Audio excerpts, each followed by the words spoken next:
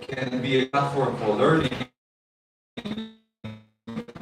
Teaching professor at the National University, right, of Tashkent.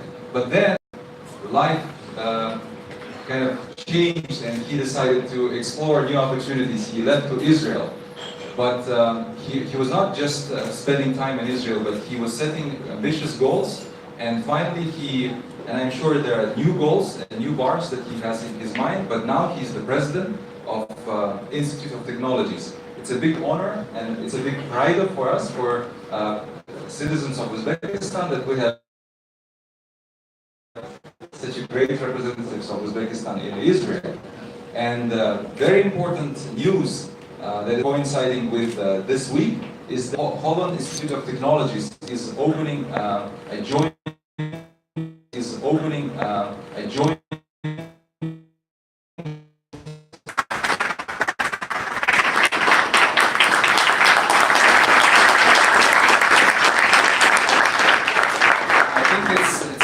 not a coincidence that we have two great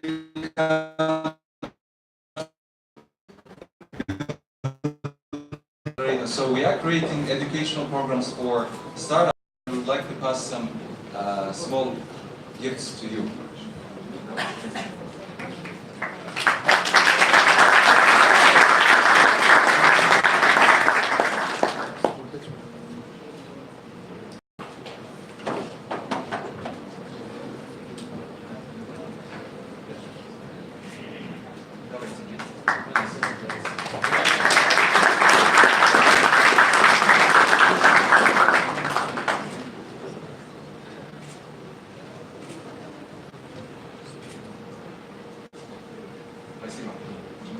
Thank you very much.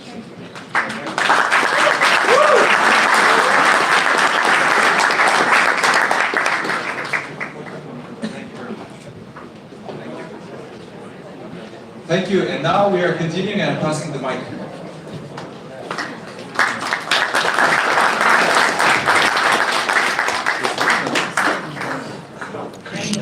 So, guys, how do you feel now? Wow! I think that you have learned something over the weekend. You have learned how to express your feelings. So nice. But you know, like Pauline always asks me, like, that I should do more, videos for our Instagram and so on. This is why we have to now show really how you are ready. So let me just put it here. And in the three, you have to really show now all feelings, how you feel, and how did you, if you enjoyed it, indeed. So, did you enjoy these 48 hours? Yeah!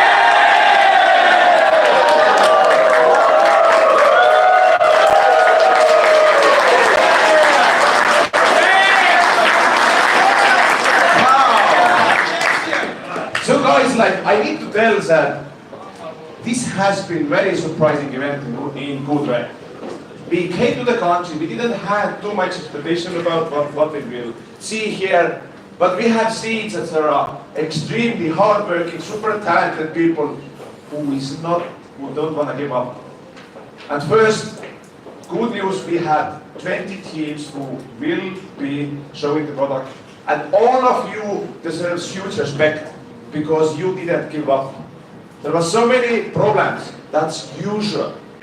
So come on guys, we have to do big applause for all 20 teams who made it to the final!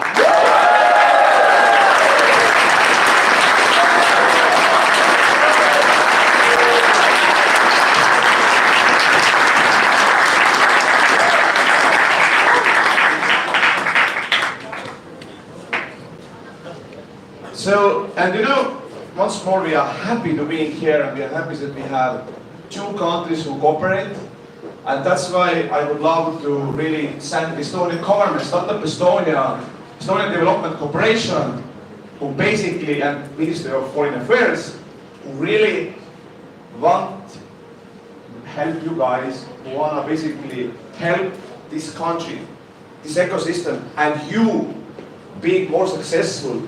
And not only that, we want that you guys here are changing all country and our image, that people would think about Uzbekistan more and more as a great startup nation. Big hands to our partners. Woo!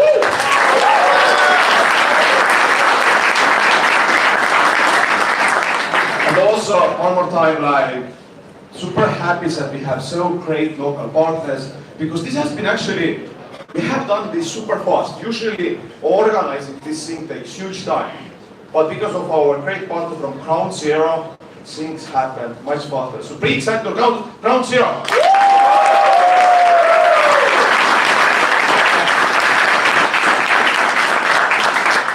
So basically, Friday, it was like, oh my God, there were so many people who wanted to present ideas. It was like, oh my God, what will happen now? So these 100 people, as you know, we had actually even 110. And sorry, sometimes we was running out of internet because we was just hacking so much. Sometimes we was running out of food because you wanted to have so much food, you know. And I hope that you had a great sleep, but I still see like some people who are struggling still today because of the few sleep, but come on, this is part of the game. So these 20 teams are amazing. And you know what is the coolest thing? Exactly. One more time. Almost everything what you see today on stage is done in these 48 hours. And this is amazing. Think about it. If you can do so many things in 48 hours, what you can do is 1 week, or 2 weeks, or 2 months, 48 hours. So you basically have already win, because you have basically showed to yourself first, and everyone else that you can do amazing stuff. There's no limit. The only limit what you have is your own thinking. If you can remove that, you can do whatever thing. So, but you know, good news is that we don't have too much talk today because you are the stars, so we will have pitches yet. 20 teams, 3 minutes, all live, then we have voting, and then we have awards, and then we have cake. Yay! Falling alarm cake, isn't it? So, and anyway, I will give microphone to Andres now, and let's give a big applause to the Andres, our great mentor.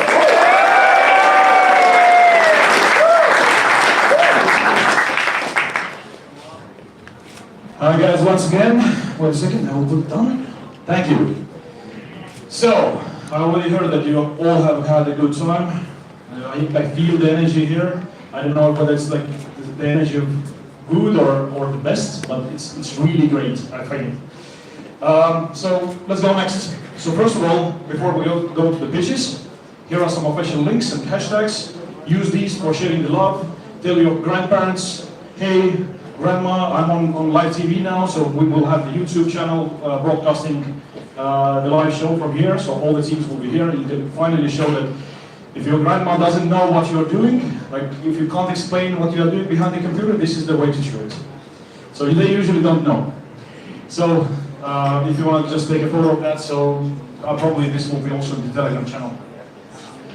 So before we go further, once again, we'd like to introduce you guys to our grand jury, who will be taking notes, who will be looking very carefully at what you, how you pitch and what you have done.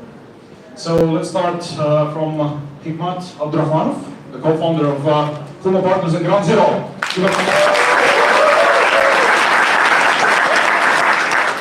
So next one, gorgeous Marika True. From Start Estonia. Even more gorgeous, Ragnar Slice.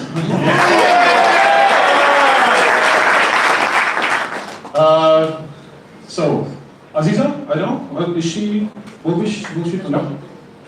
Maybe, No? yeah, she will look at Okay. it. My dwarf?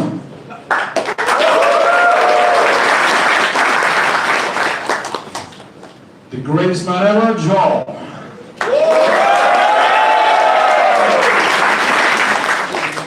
The technical wizards, Mr. Sven Gizman. And the wizard of the wizards, Ruslan. Then we have two very gorgeous, very beautiful, very talented, very smart ladies. Lieben and Lindas. Alrighty, now you know who will be judging.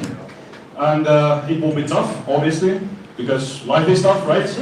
But we have been preparing, right? Everyone is prepared? Okay, very good. So, we already talked about the prizes on the first day, but once again, the grand prize for the overall winner will be the tickets to Startup Estonia conference. Startup Day conference in Estonia. It will be for the two team members, and then for 3 teams, we will have 3 months co-working in Ground Zero, premium access in Linguist, and some other prizes. And we will have some couple of surprise prizes as well, so please stay tuned. You will see who will earn those. So, in order to not to waste a lot of time here, let's see what the clicker shows us. Okay.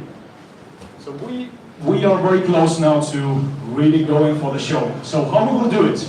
We will tell one team name, and then one of the jury members will pick a team randomly, and also the other team who will be preparing. Okay? You get it? So one team who will be presenting, and one team who will be preparing as the next one. So the first one to go is World Expert.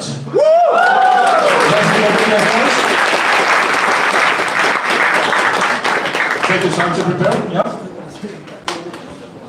And the preparing Dead Hunter.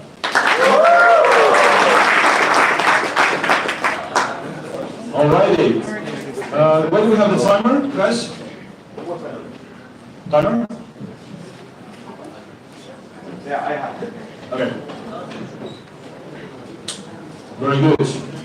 So, just to remind you about the rules, 3-minute speech. Darman will show the timer, and we will do some noises once the 3 minutes are done, right?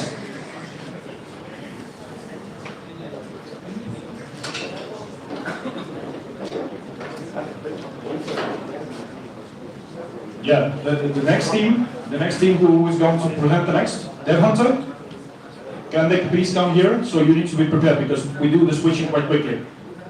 Dev Hunter, guys, where are you? He's preparing. He's preparing there. Please come here to prepare. 2 people from the team. Only 2. Sorry? Only 2 people from the team. They can everything.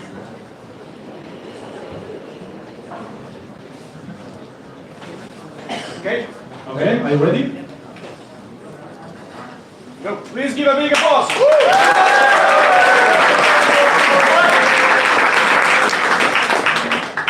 Hello, my name is Hamza. I have been working in the translation industry for 10 years. For the last 5 years, I have been actively leading the localization projects of Google, Microsoft, Huawei, etc.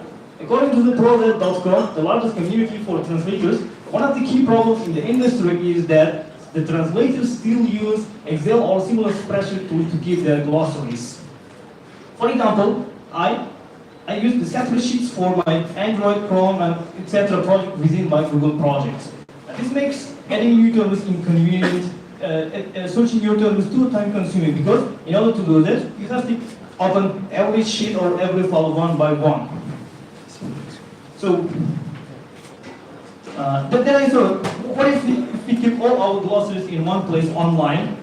So that's why I'm going to introduce our new product, the Word Expert. You can check it out at wordexpert.io. You can create the projects, you can create sub-projects inside the project, and you can add terms to any projects by quickly, and you can search your terms from anywhere in a super fast way. Yeah, we have done some survey with the translators and asking for some questions what they would like to use our new product. The results are awesome. So far, we have 25 responses from more than 15 countries, and most of them that would like to test our new product. And they have shared some feedback also. So, as for the business model, the Word Expert is going to be the subscription-based service. We offer 2 plans, the free plan with some limitations, like the number of projects or the number of terms per project will be limited, and the premium plan without any limitations. However, in the near future, we may divide the premium plan into two parts. Because if the translator works on with some teams or pool of translators, they need more features and they need more storage. We will think about it a little bit later. So our team is over there. We have 6 people in our team. If you would like to test our new product, it's live now, and please check it out with the demo account. Thank you very much.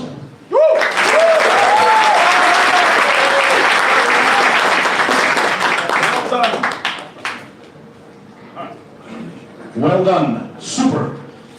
So, let's take a couple of questions. Well, actually, one question. We have so many teams. One question from the jury. Anyone? So, basically, when do you think that you can start to make money? Is that, like, when is the product so ready that you are ready to ask money for that? Okay, thank you very much for the question. Actually, I forgot to mention the future plans. Actually, we're going to launch our product within the 2 months to look at the web application, because the most translators do their job on desktop. It's going to be firstly on desktop, and forever in the near future, we may build a mobile app so that the translators can manage their classes on the go. As for the making monies, I think,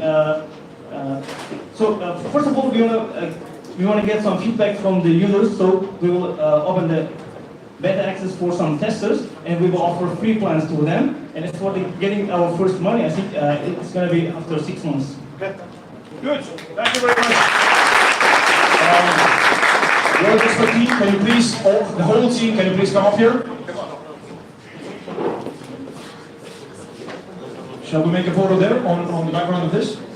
Or No. doesn't matter? Here. She tells. Where do you want to make photo here? The team photo. Where do you want to make it? Oh, wait. Take this one. This is also yours. Happy faces. Come on. Happy faces. Nice. Thank you very much, guys. So, Delhansa, are you guys ready? The next team? For you, please go and prepare yourself there. Are you guys ready? So, timer will go on once you start, okay?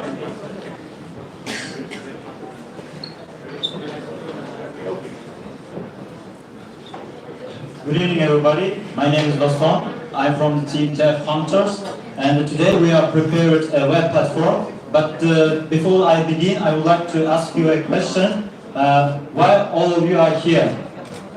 And what motivates you to spend your nice weekend to do work? You are doing work, you work it 48 hours non-stop. And I wondered when I see so much people. So, and this stuff inspired me to create my platform. In the first day of pitch, we saw that a lot of people with ideas came to the stage and shared the idea and found their team members to create some cool stuff. And in one of those ideas, members I was, and I found my team. And the same principle we implemented in our platform. What our platform can do. Let's pretend that you are a developer, you have a great idea, but you want to find your team members. And you enter to our platform. You name your idea, you describe your idea, and you tell which kind of people with required skills you need. And after this, everything fun begins. Your idea is online, and now every developer who is interested may click on your idea and send requests to you to be part of your cool stuff. So after that, when you add your member, you can easily manage your team members, easily manage your project. So now let's talk about the money. How we can monetize our platform. Of course, there are a lot of options to monetize our platform, but we finally came up with a unique solution, and this is to create two different types of premium accounts. This is a platform very great because you can train your skills, and in the future you can join real paid projects. And in order to reach such projects, you have to own a premium account. Our platform developed in 48 hours, and we had a great team. And because of this event, I found my great team, and they were very hard workers. Because of them, I'm standing here and presenting this cool stuff. So, finally, I would like to say that if you want to be as great as Steve Jobs, so you gotta find your Wozniak. Thank you.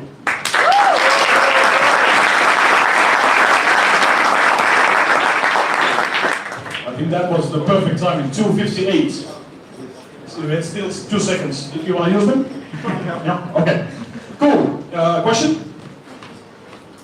Can you go, thank you for presentation. Can you go for a bit more detail on monetization?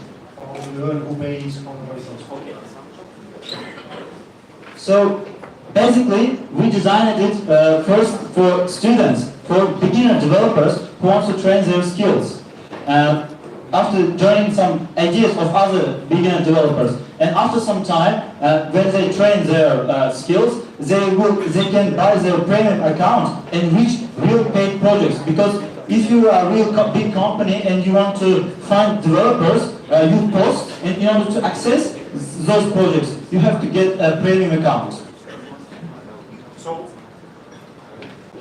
me as a developer, I pay. Yeah, but when you reach those projects, this payment it costs a little to you. So that's the platform for oligarch developers. That's fine. Cool. Thank you very much. The whole team, please. Can you please come on stage? The whole Dev Hunter team. Yeah, quickly. Come on.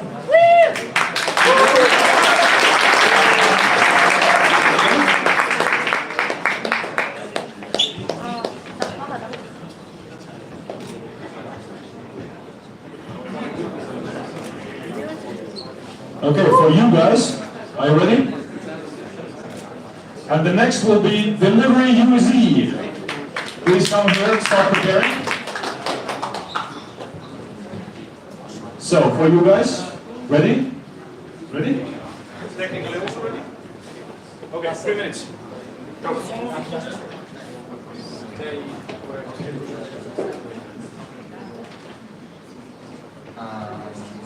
Hello, ladies and gentlemen. I am Umit Hoca. I am the project manager of the team for you.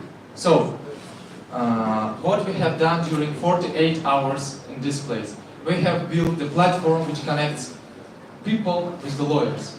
Can you imagine that? 48 hours, and we have built the thing which will change your life. So, 2 days. During 2 days, I guess everybody who is sitting here over my head has got any, I don't know, problems with juridical problems, right? So you go to lawyers, you have, you should wait for an order, you give a lot of money for just consultation. So this is the platform for users, and users 24/7 can use it. This is almost free. So, and it is useful for lawyers, which can, I don't know, who is just graduated from the university, they want clients, so they get the clients here, they level up their knowledge, they level up their clients, that's it. So, we have got 2 pages, no any complicated things, just 2 pages. Here is user, here is the lawyer. So, user has got 2 options, public and the private question. He goes to public, right? So he gives a question. The question is something. So he gives the definition for this question. So definition for substance. So he sends his question, and here is the lawyer.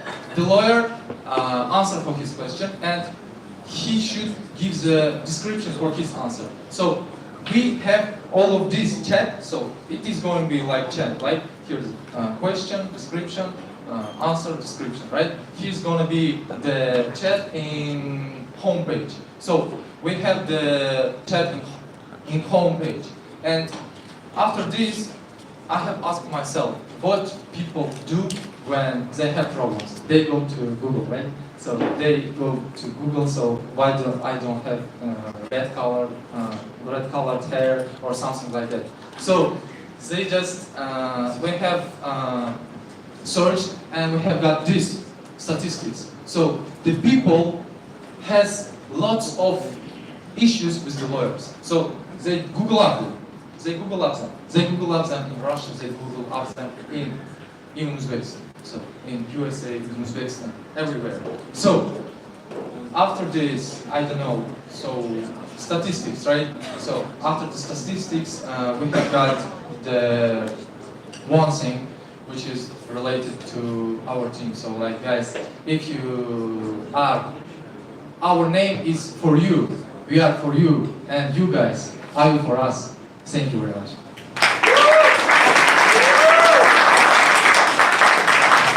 Well done. We have a question. So you mentioned in your presentation that it's almost for free. Can you talk a little bit about the business side? Yes. How do you plan to monetize this? So the business of the project is like, for example, anybody from here is the user, right? And I'm the lawyer. The user should give fee. He should give some money, and for this, the percentage goes to lawyer. The percentage goes to me. So that's it. This is. Next. I would add some answer to this question about the remuneration and getting the benefit from this side, from the zip platform. So the first thing that we got some paid answers. So the second one is ads. The actually our IT world benefits of our IT world depends on ads. So ads is the most second feature in this case. All right, thank you very much. The whole team. Yes, the whole team, please. Can you please come here? The whole team. Let's make a photo.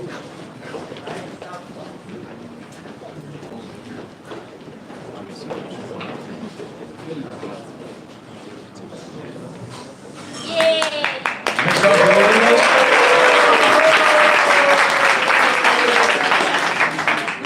well done. Thank you very much. Okay, delivery guys ready? The next one will be controlling.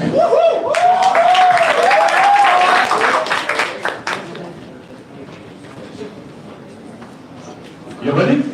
Okay, let's go.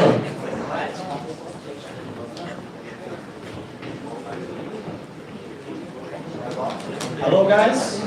Hello. My name is Jafar and I am from Delivery Use. So there are many people who every day sends and receives a parcel from the worldwide net. And there are so many companies who can do this job as well, like DHL, FedEx, UPS. But what's the problem? The problem is obvious. They're too expensive for us. And we Delivery Use the one who can send the parcels for a reasonable price. What did we do over these 48 hours? We just didn't eat the food. We created a web application where the passengers and senders come together. Let me explain how it works. It's not so complex. There are only two details that you should insert. First, you choose a city you want sent a parcel. For example, London. And then, obviously, you should enter the date of the sendings. Within a week or 3 weeks, like that. And just search for the travelers. And as you can see on the screen, you got a lot of options. You could choose one, which you like. And then there are some more details about this person. Once you like this person, you should insert some more details, like your full name and your telephone number in order to get to these people. And you should enter the information about the parcel the item on the parcel. It could be anything. Once you edit everything, you should submit, and automatically we got this email. And we send this email once you make payment for us.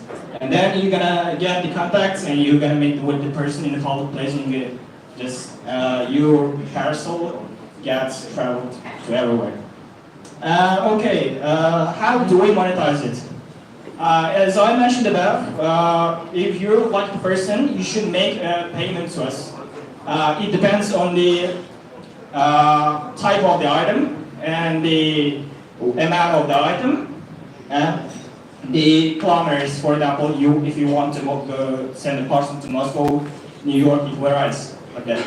And we conducted a survey where the 90% of the participants agreed to work with us, either as a passenger or a sender. That's amazing, of course. How it works? You should do a search as you saw an app, and you choose a traveler, and you're gonna meet, and then deliver and get paid. That's so easy.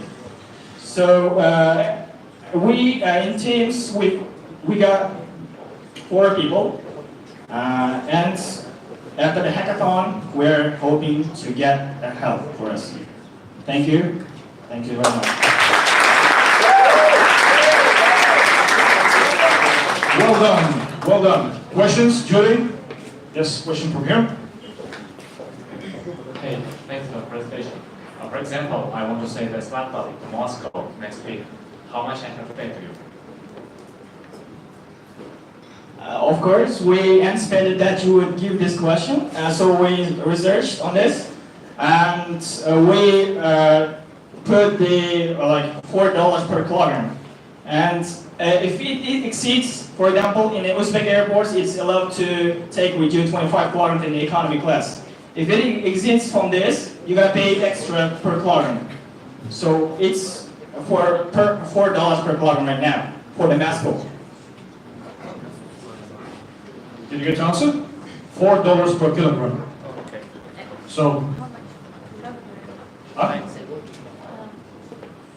So how much would you be getting from there? First, the sender will pay for us, and 2/3 of this revenue we will gonna give the passenger who is delivering that, because he's doing the main job. okay, thank you very much. The whole team, please, on the stage.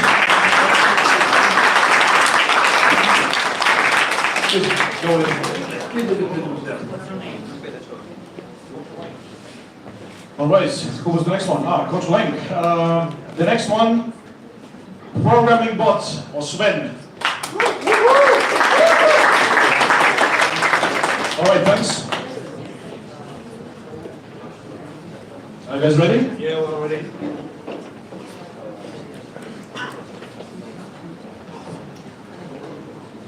Cool. Hi, everybody. My name is Iskander. I'm presenting the Control today, the web application for the use of programmers around the world willing to learn English from scratch or to develop the skills they already have.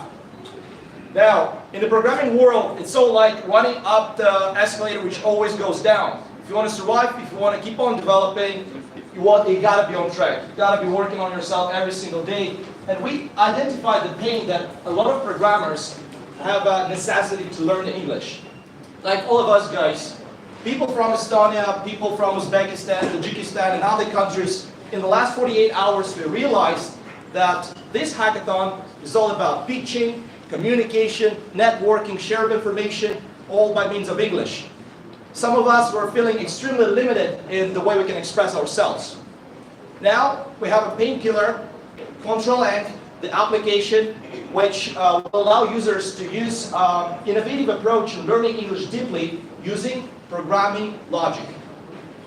As a tutor with a 5 years experience, working with different types of clients and learning grammar on the go, I came up with the vision that any language, well, English in particular, like any programming language, has code to interpret some meaning.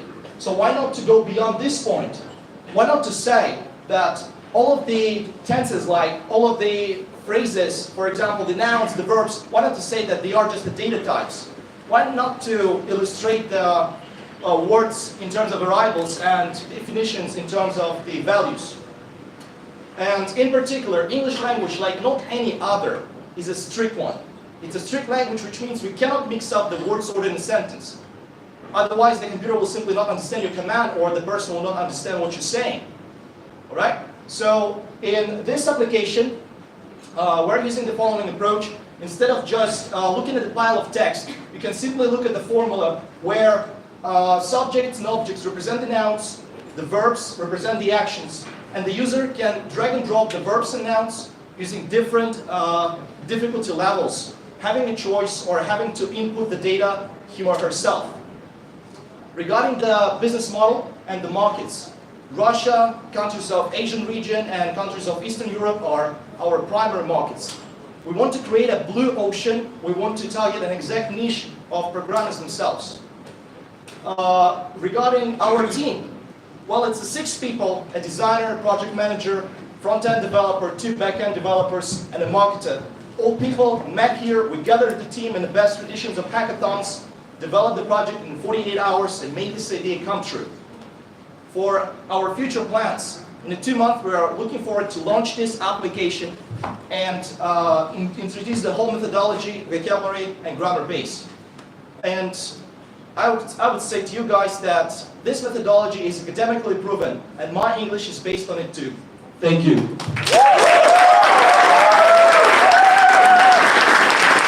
Well done. Well done, guys. So, questions?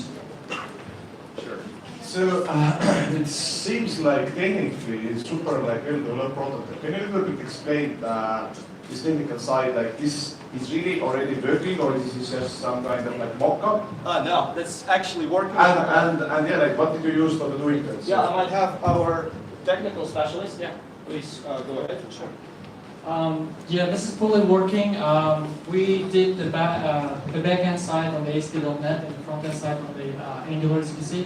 So it just uses the API to get the JSON, and from the server it gets all the answers, so the client knows how to validate the user experience.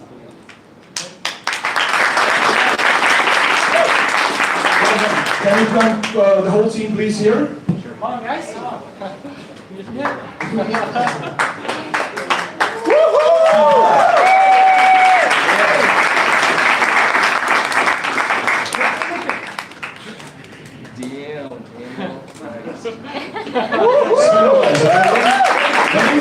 Sven is ready. The next team for preparing Music Spider.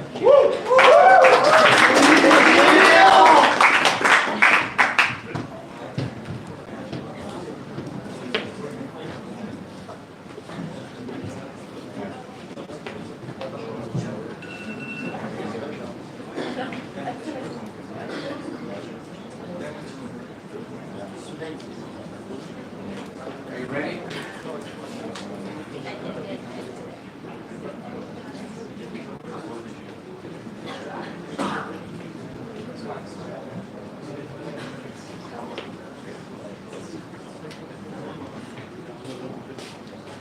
Hello everyone, I'm Abror from Sweden, and nowadays many people want to learn programming. It is one of the most prospective professions in the world. Actually, it's really difficult to find suitable service, and our bot solves this problem. It is an optimized service for checking tasks, and when you enter the task, you can see the list of tasks.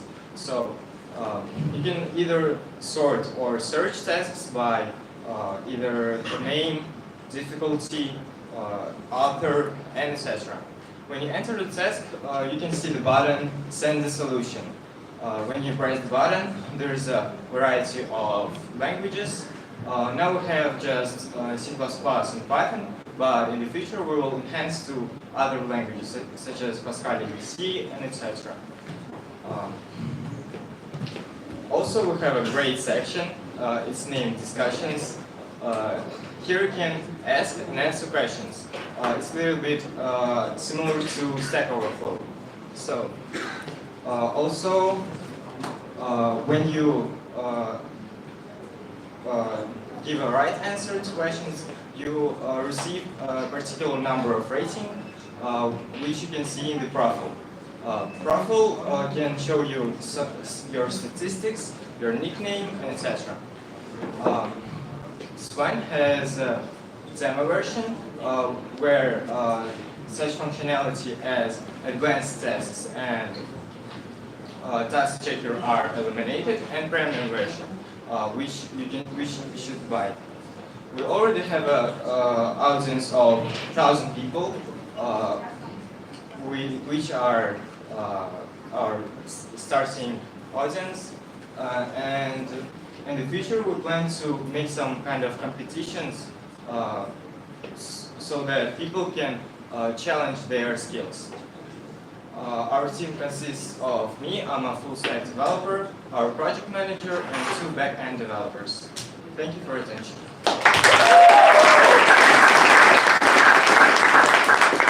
I have a good question. So you said you have already 1,000 users. Where did you get them? I have a channel in Telegram, so it's like a programming channel. So you plan to roll out the bot instantly to those 1,000 users? Not 1,000 users, maybe less. Well, maybe more or less, but yeah, but this is the starting point. Yeah. Very good. Very good. The whole team, please.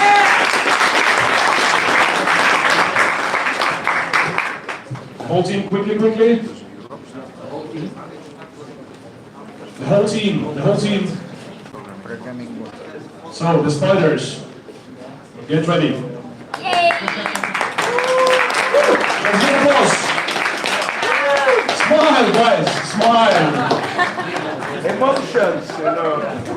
It's done. No. Very good, very well done. Thank you very much. So, the next team, Farmer App. So you will be preparing here, and now we'll hear from the music spider.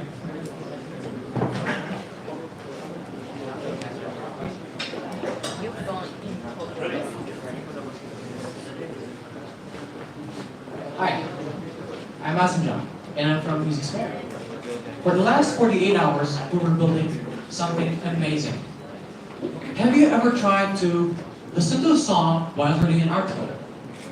It's so hard to go back to music application and switch to another application and come back to your article and you're lost. Where was I reading?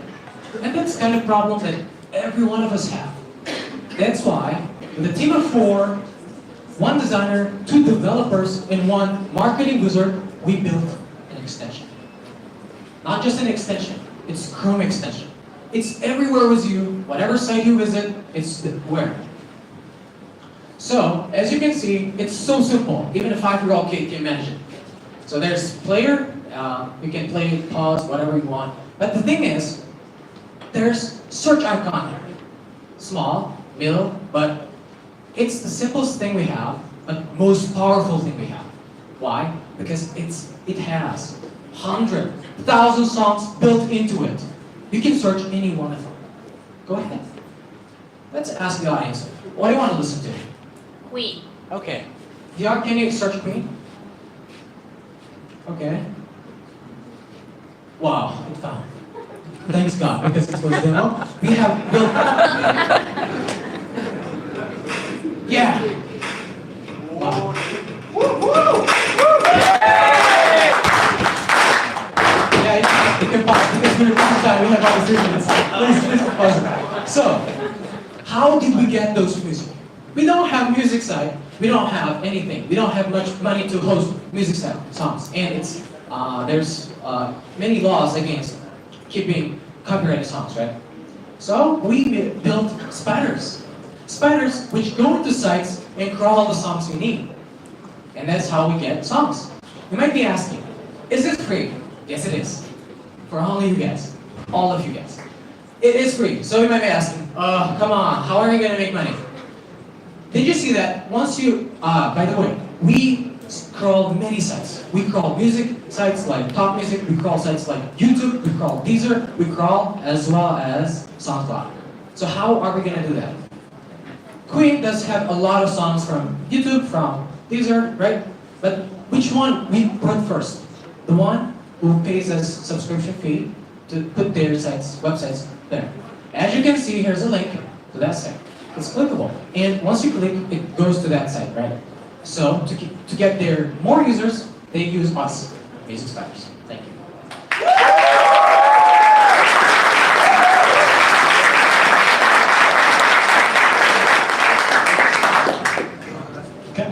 Can we actually show some other? Well, I had a suspicion that Queen was, you know. Let's take some other. It's like Metallica. It was more Metallica than the previous. Let's try Metallica, really. Metallica? Metal, right? Only metal, right? That's right. Yeah? Yeah. So it really has 100,000 songs already. So by 100,000 songs in 2 days. We keep crawling and make it million songs.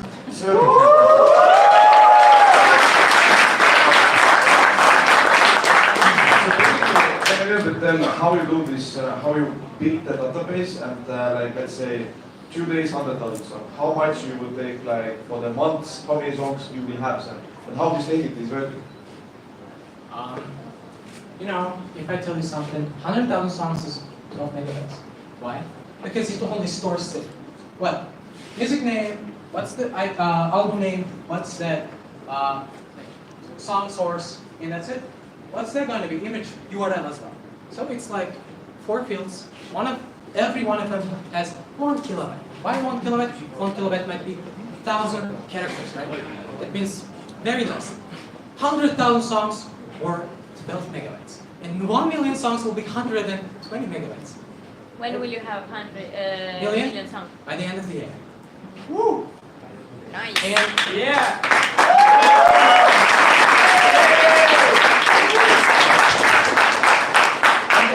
The funny thing is, we built spiders synchronously, which goes to the site, it crawls, it comes back, goes to another. We are going to build a synchronous one, which goes all sites all together at one time. Which will be faster. Just very, very quickly, so is this Chrome extension live? And if it isn't live, when do you plan to release it live?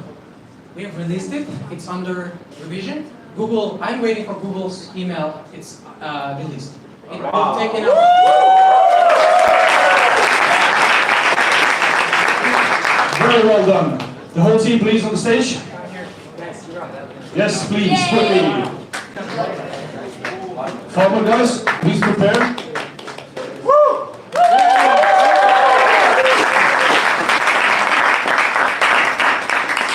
Super exciting. Now, the former guys will go on, but the next team will be no panic button. No panic button? Yeah, you're here? Please go prepare. Are you ready? A little bit nervous? Me too. Dangerous zone. Dangerous zone. No, it's not. You see? Nothing happens here. It's all good. All right.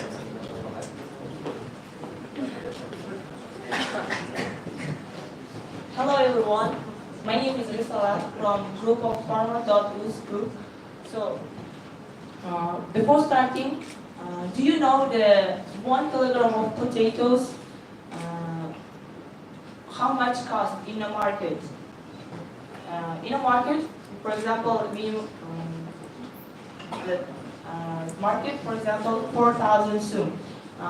What about in a farmer? Farmer sells his 1 kilogram of potato, 2,000 soon, for 2,000 soon. And you know that middlemen are becoming more richer with our pocket. So in our website, we'll deal this problem. This is our main page, and there will be 2 users: customer user and farmer. Farmer user will include add some products. For example, you will add the contact names and product information and something. And another user is customer. Customer will just, for example, he needs potato. He just go to the link and there will be the pots of potatoes, and he, for example, he want to order this, just click this potato and see the, and he want to order, and he just click the button order, and there will be form to submit the information about himself. So our platform will be reach these customers and farmers, and our future goal is to deliver the products to customers and develop new features of the website, and with our team. Our team includes these best awesome members. There are two front-end developer, one backend, one web designer. So in our conclusion, we want to say that hard workers should earn much money than people who are doing less things and becoming richer. But in our case, you want to make farmers richer than before. Thank you for attention.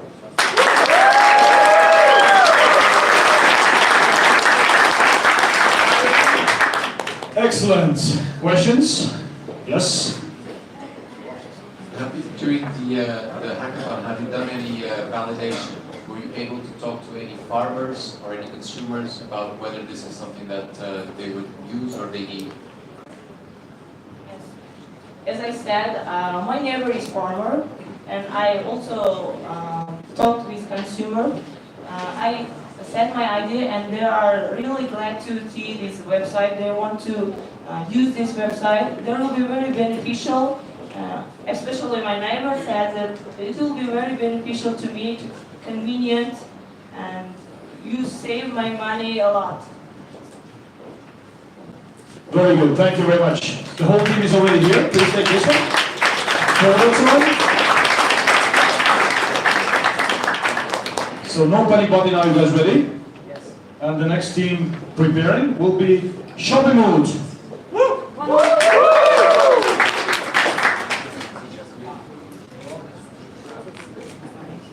Yeah, thank you very much. Are you ready?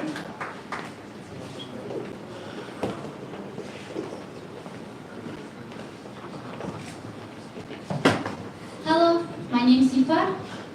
I'm representative of No Panic. Well, I want to start with reality. What happened with me? When I go into Bukhara, with my own car, suddenly my car broke down. I didn't know how to fix it. That time, it was really painful for me to wait someone who can help me. 2 hours I lost.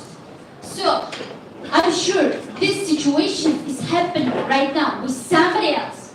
And feeling this pain, we have one solution, an online platform which can help you, where people, service providers, and nearby. Well, let me show how it works. So, first, click your app. There is features. For example, there is many features. You can use doctor, or you can find others. Right now, I need a mechanic. So, button. Push the button. After that, there is a map where I am. And now you have to click the search button. After that, you can see who can help you around. And after that, after choosing you can call them, or you can chatting with them. While chatting, you can send message, you can send picture, which illustrating your problem.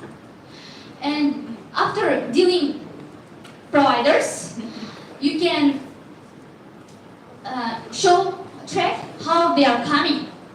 And now, about money, how we can earn. Think, we had 73 customers who are interested in our project. We found it.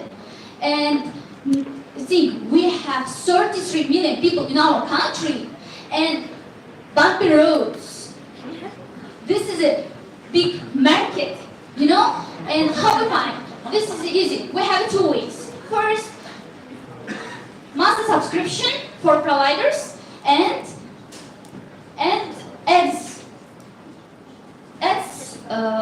car part shops. And what about marketing? As marketing, we can use social networks, and we can use advertisement at gas station, car mechanics shops, and billboards. And now we have 6 people in our team, very big-minded.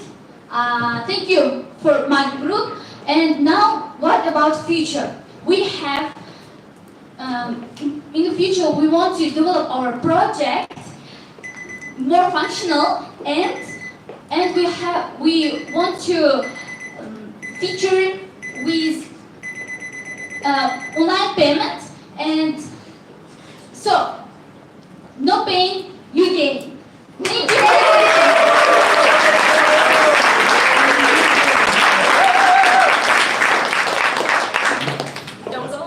Don't go away from the stage. Come on, come here. So, questions? Questions? So, what? Yeah. I think it's a great project. Have you thought of connecting with maybe with the government, local government, so actually they can also fix these issues, not only kind of, go beyond, but also fix the challenges on the roads? Yeah, actually, we can cooperate with local governments and local people, and also all individuals who can deal with, who can do something good for the nation and make money. They can also involve our project and earn money. For example, imagine you are going Bukhara, and on the way nowhere your car broke down, and you have to spend a lot of hours to call help. Instead, by entering the app, you can find someone nearby and they can come here and help you. That's a great project, I think.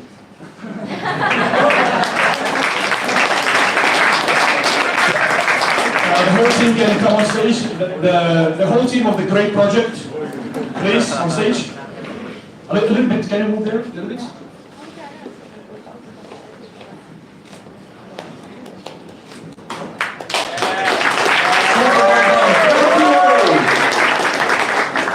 So, who we have next? Shopping mood is already ready. The next team will be Ireland.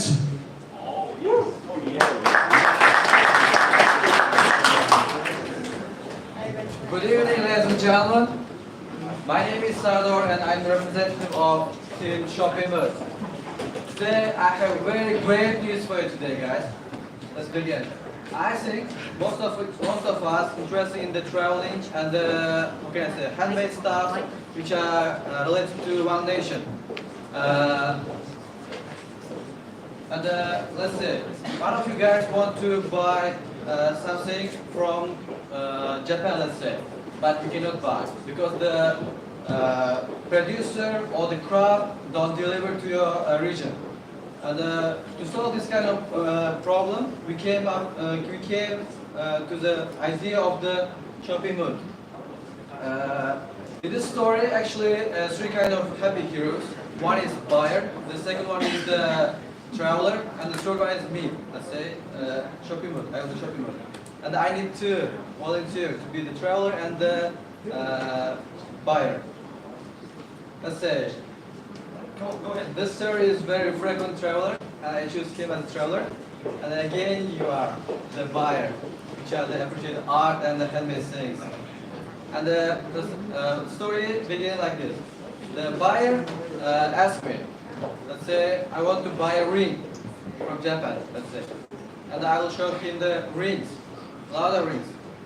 And you will choose one of them and then tell me, I want this ring.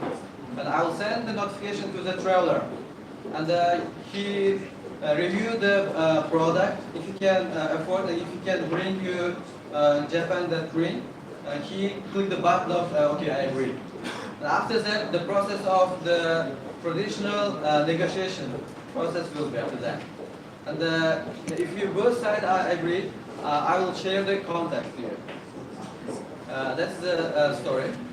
And if you pay attention to the traveling industry, this is too big. According to United Nations, around the world about 1 billion travelers.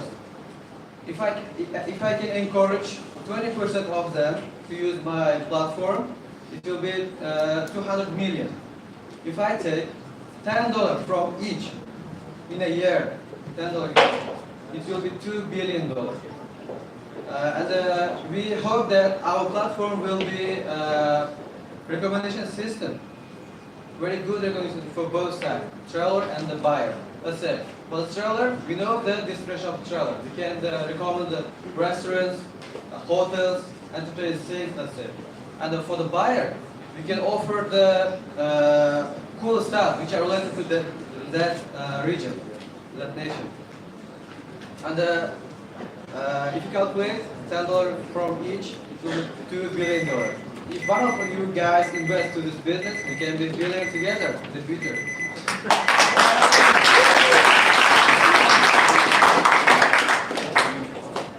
Thanks a lot. So questions? Probably technical questions? No? Yep. Wasn't too much like demos or what you actually. Sorry for the. So can you explain what slow you? production. Yeah, can you explain what did you actually feel at the one weekend? During the weekend. Yeah. What did you actually build? Yes. During the weekend, we built just a drop promotion actually. We built the buyer side and the traveler side. And we create database and add some data to demonstrate, but couldn't, sorry. My team, actually 5 people, 1 designer, 2 front-end, 1 analytics, and 1 back-end developer. Awesome. Can the whole team please come on stage? Let's have a big applause.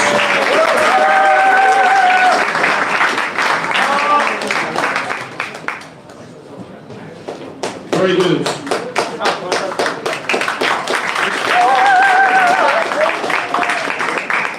Alright guys, are you ready? Almost ready. Okay, meanwhile, the next team presenting will be Infodesk or HD board, H-board.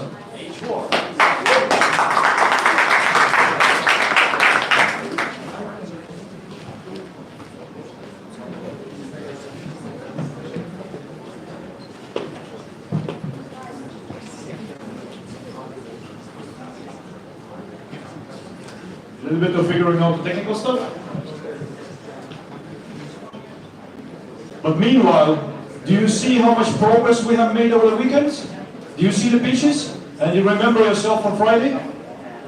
So on Friday, the pitches were like that. Look at these superstars now. Very well done.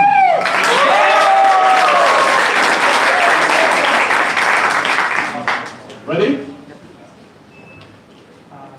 Hello everybody, my name is Java. I'm representing the team called PixelShare.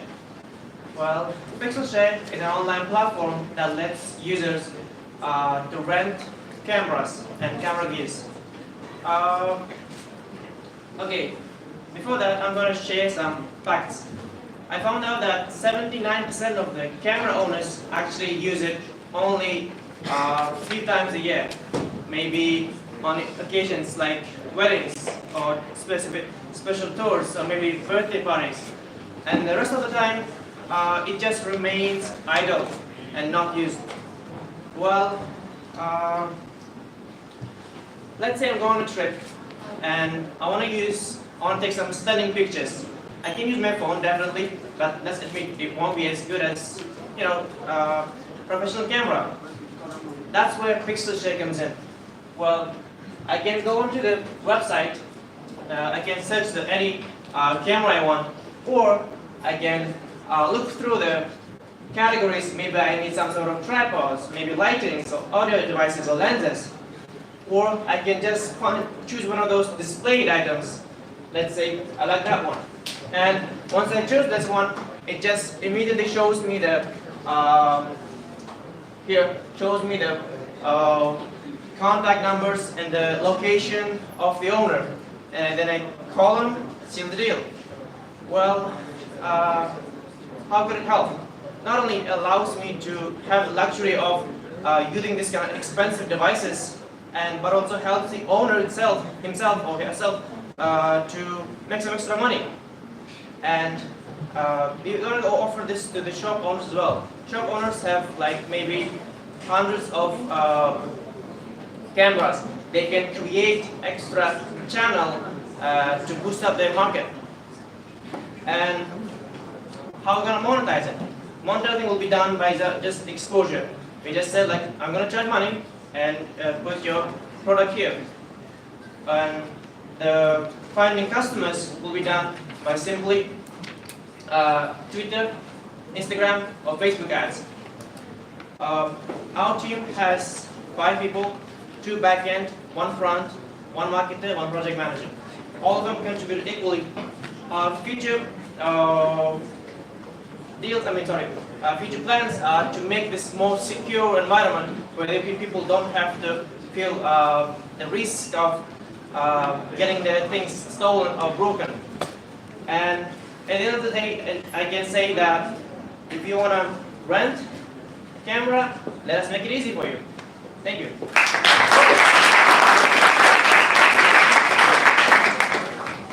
All right, very good. We have a question here. Thank you for the presentation. This Sony Alpha costs around 700 euros, which is 6 million plus local. You mentioned that you want to increase the risk. So what happens if I never get my camera back? We're trying to find ways to reduce the risk. First of all, most of the time, people, what they do is either they put some deposit or they use some kind of identification, like special, like that's cost as equal or even higher than the, for example, passport. That's local way, and we're trying to find a way, like especially like the rating system. If they don't give back, definitely, and we're planning to introduce the insurance. If it's possible, we can make some, how can I say, contract with the government, insurance company. So that's so far what we have. It's a weird question actually, but if you say deposit, that means only people who have credit card can use this website, or how do you handle like cash? Actually, right now it's all cash-based. It's not. We don't introduce the any credit card system because most of the time, most of the people in Uzbekistan don't have credit cards. Most of them, not all. That's why we go with the cash for now. Maybe in the future, once the most population have credit cards, maybe. And right now, every one of you. Marketing and sales strategy. So my team was consist of backend developer, phone developer, and marketing specialist. And for the future, we are going to add some cool some key features. It will be amazing video, informational videos for men. And there will be some optimization and customization of our app engine and user interface. So, at the last point, I would just say you, do you ready to be a papa? Yes!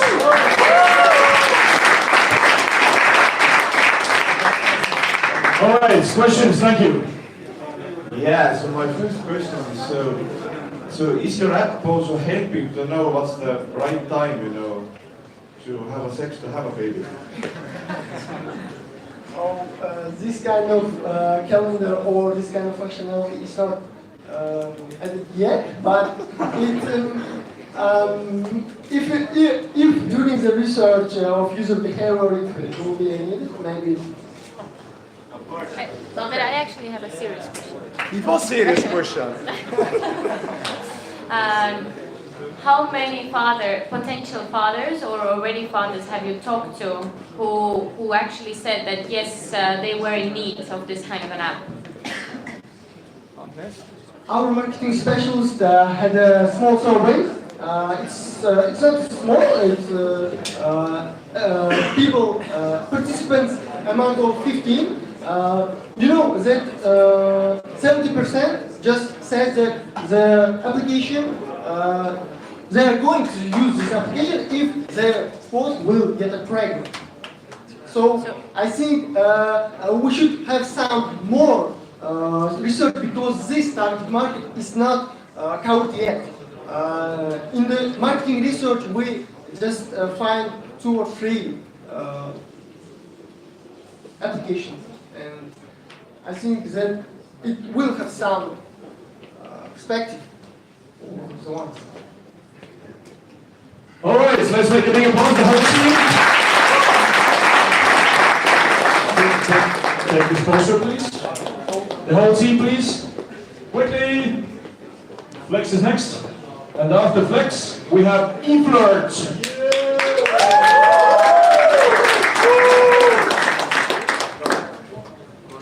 All right. Flex. Are you ready? They didn't sound very confident. Are you ready? Yeah!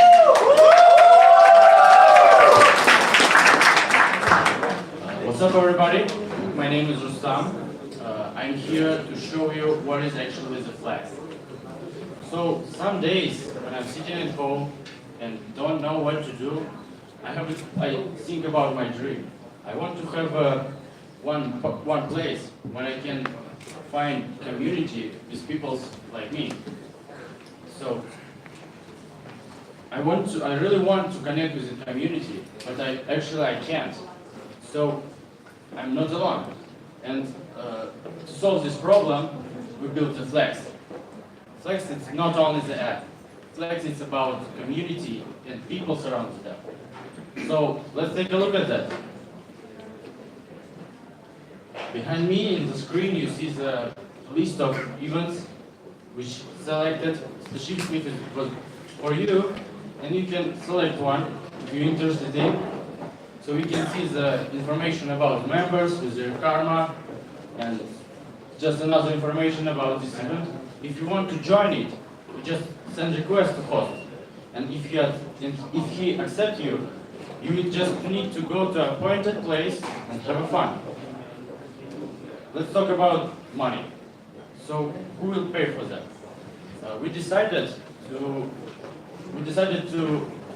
provide for users feature where users can promote their events and get some money for that for us. Also, we have a plan how to get first users. One of the ideas is to create events ourselves, great events, and provide it from our app. After that, we want to boost it by referral system. So our team, we already have a core team with we have worked on this prototype 2 days. We don't have a sleep. So I'm very sure on these people, and I think we can build it and ship it. In near future, we want to make our suggestion system really smart. It's very hard challenge for us, but we accept this challenge and we want to do it. Also, we hope to have interest in case we want to verify our users, because we don't want the bad guy came to your party and make trouble for you. So we are Flex. Thank you.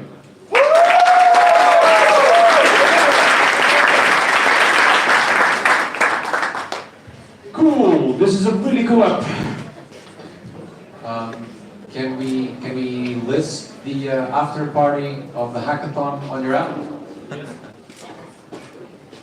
After party hackathon. Hackathon after party. Which one was that? Any more questions? Yeah, 2. So you mentioned that the people there have karma points. So what does this mean? We need some rating system in our app, but we don't want to do something like in Black Mirror. So for that, we add to our system is karma. Karma is like point system. It's display your activity in our social network. So that's it. Very good. I see that the marketing is already going on. So the stickers have been handed out. You see? He already is flexing. Very good. Okay, give a big hand to this team and the whole team, please.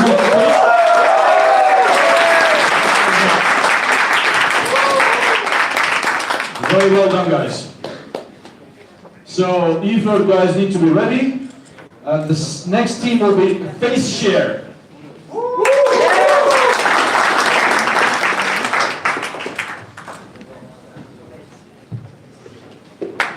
Let's go. E-float!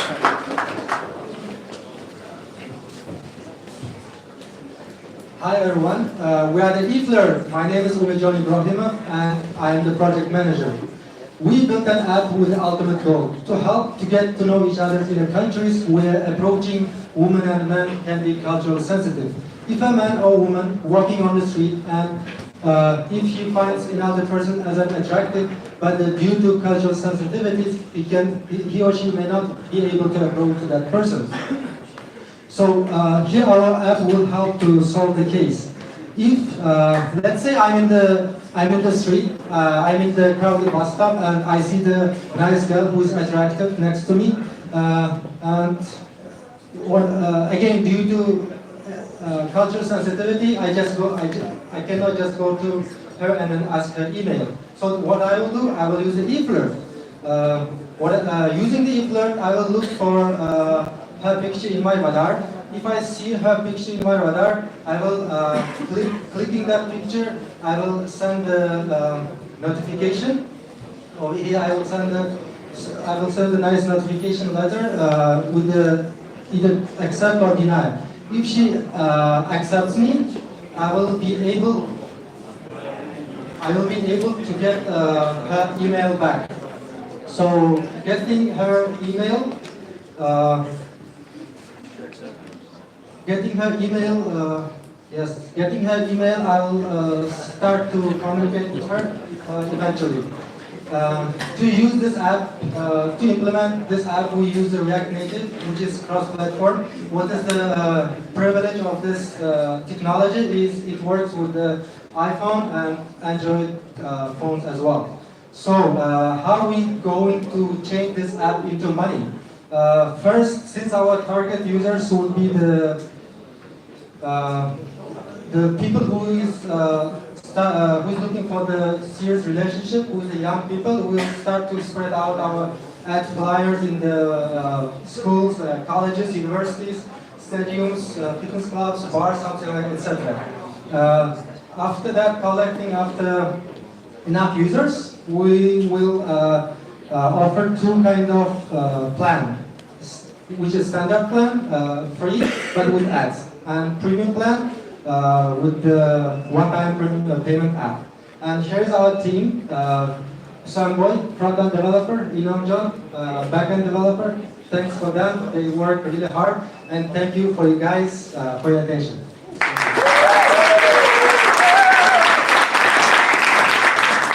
Very well done.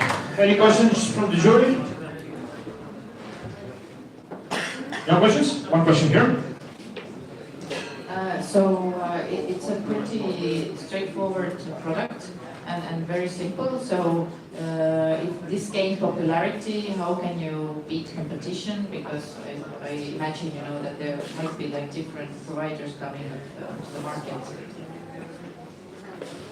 Yeah, sure. That was a nice question. So the unique of our idea is it works. We getting the Google app, which is Google Maps, which it doesn't require the internet access. And then the second one, you will see the actual girl, not the like small image. You will see the girl who's next to you, and if you like her, you will give a friendship offer. This is the unit. All right, thank you very much, the whole team here. Thank you for the photo. Smile like the dating queens.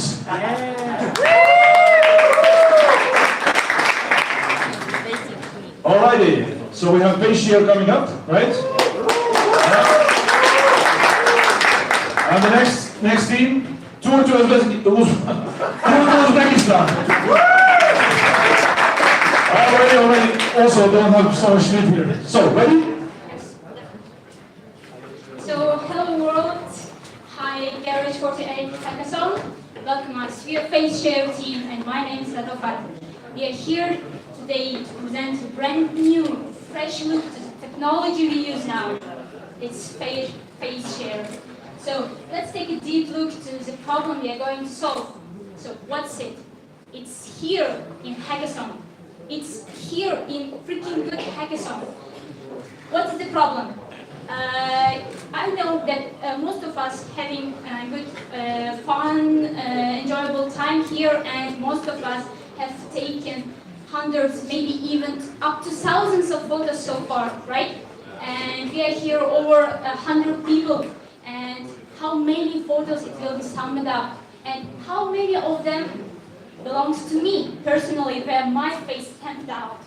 So, here comes FaceShare to help us.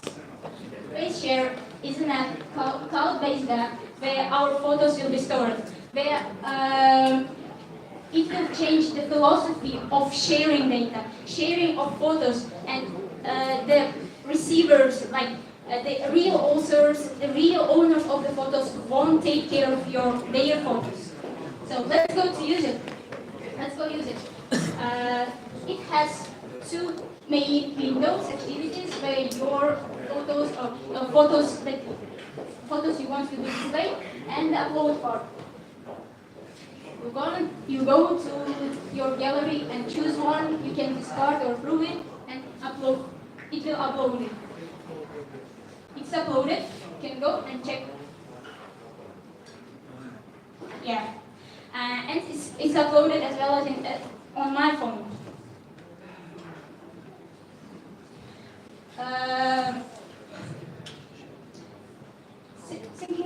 Talking about the technologies, the two things that we use for this is Firebase real-time database and Firebase storage.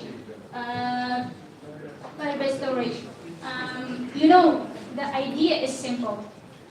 The motive is simple, but the perspective is wide. So it's like security with your face, not email, not phones. You don't have to get someone's email or phone and reach them to get your photos. You just upload your photo, and that's all. You can find them. Let me upload one photo from my phone, and you will get it. If fortunately, it's uploaded. Can you refresh?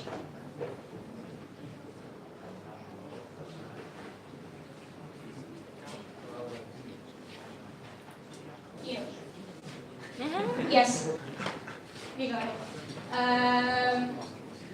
From the business side, you know, Firestore, for now, file storage has strict limitations, and if you want to enhance our storage, if you want to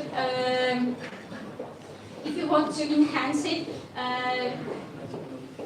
we might have a need to the real cloud, by ourselves. So then we can take some kind of charge from the users. So this is the face share, and one thing. If in the past your face was you were recognized by your face, now you are recognized. Your face will recognize you and find you.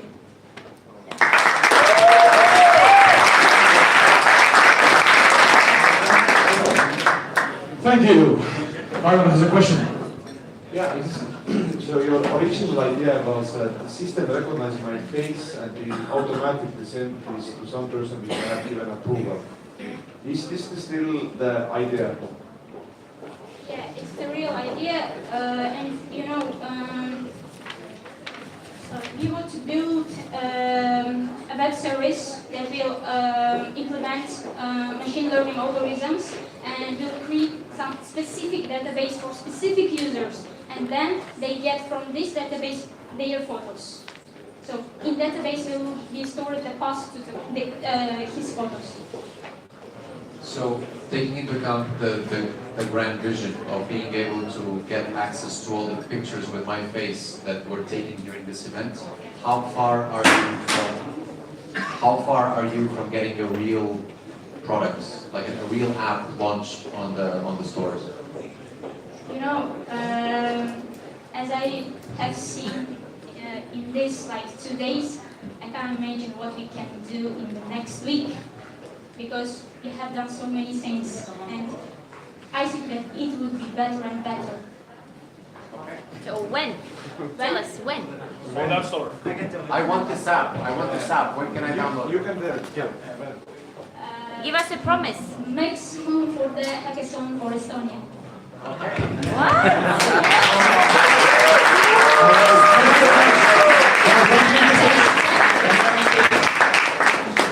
Whole team, please. Startup Day Estonia.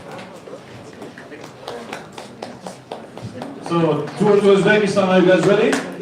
Yeah?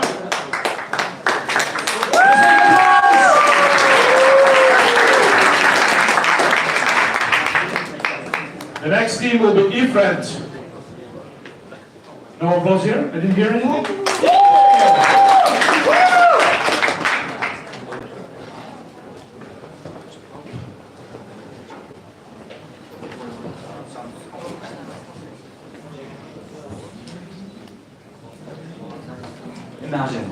Imagine, I'm a tourist, and what problems possibly I'm gonna have? Number one, I don't know which place do I want to go. Number two, where I can find a guide. And number three, what thing that I can see. And number four, what if I have the lowest internet connection? So I am here, Dr. Ahmedov, from the Tour to Uzbekistan team, that we're going to solve this problem that we have come up with 48 hours, and we're going to be presenting. So number one is that here, we have created the web application, so you can here look at our application problem, and then you can see that if you click on the buttons and like Visit to Uzbekistan, and then here, you can interesting places, you see that all of the things up here, and then you can find the places. So number one problem has a solution already here.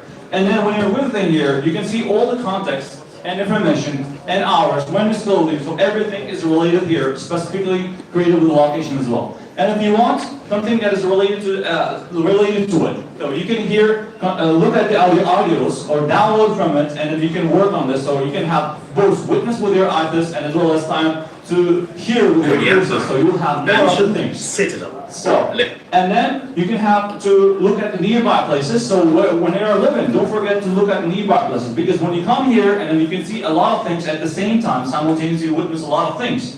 And then you can see our map page. In our map page, there will be accounts of the site thing that you want to go. And then with the help of it, you just click on one place, and another one becomes another. So it shows the technical route. So this means that you are witnessing all of the things at the same time. And then, now after that, we will have what if the number 4 problem? What if you have the lowest internet connection, right? And then we have created a Telegram bot, so you can connect our Telegram bot and then look at this. It works very fast, and then you choose your city, where you are. You're in Tashkent, right? And then choose a tourist attraction, for example, right? And you choose a tourist attraction. It gives a lot of information about tourist attraction, and according to your pockets, according to your stars up to this, you choose, for example, the side things, and then it shows everything that's related. Whether there's a map, there's a street, and there's all of the things that are related. And also, it goes the bus tour that goes there. So this means with the help of that, you can find the next step to your next store. So you can witness all of the things at the same time, that you will see everything here in Uzbekistan. And now we have a business potential. That means we have 33 million population and 2.5 million international tourists flowing over to Uzbekistan. This means if we upload this app, and then we can get tons of dollars from this. For example, each tourist $1 and a lot of money. And then we have already contacted with the international, BP Pro Academy in Tashkent, and they are all ready to invest us, and then State Uzbekistan Academy, the committee will want to support us in the future. In the future, we want to create integration with the all tourist agencies, and we will be happy. We have a great team, a project manager, 2 developer, and then 1 designer. Thank you very much. Welcome to Uzbekistan.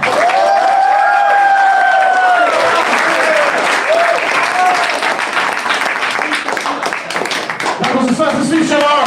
Yes! Alright, let's do questions. Questions, guys? Read. Yes. Read.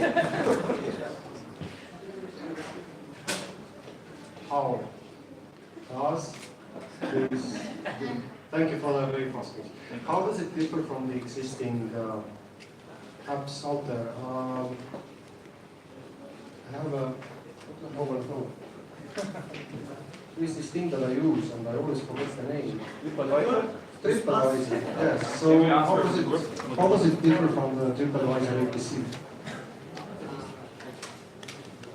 What is different is that here our target users are basically individual tourists. Like I to Uzbekistan, as I showed in the map, I take the places where I should go, and it shows me the nearby attractions, and then in the future it will draw me a road where I will go, in which time, where I stay, in the hotel, and even we can integrate with other systems like booking and buying the e-tickets, and this is that's different from this. And we also provide audio guides and stuff like this. And our content is something different from what Lonely Planet has, because we have done, not we, but a friend of mine has done his own personal project on this. He did the panoramas, photographs, and articles. We all such kind of stuff content we have. We just have to include that all, but we haven't managed to do this. All right, thank you very much. The whole team, please here. Let's get it out here.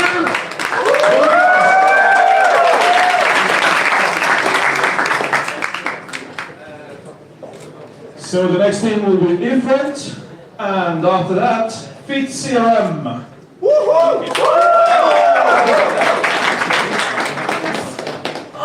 Fit CRM is the last one, last but not least.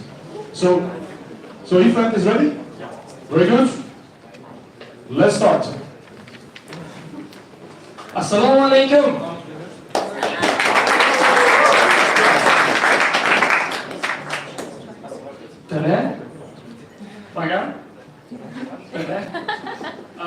My name is Abdulaziz and my team name is Ifrant. With the help of our product, we will all look awesome in all fancy parties. You want to know how? Yes. You don't want to look awesome? Yes.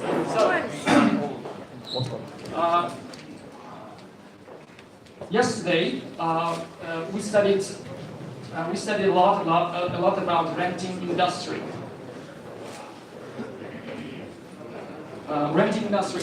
So we try to see that renting different things. Our website helps you to rent bridal things in a very affordable price. Here's a landing page, and you can see our website.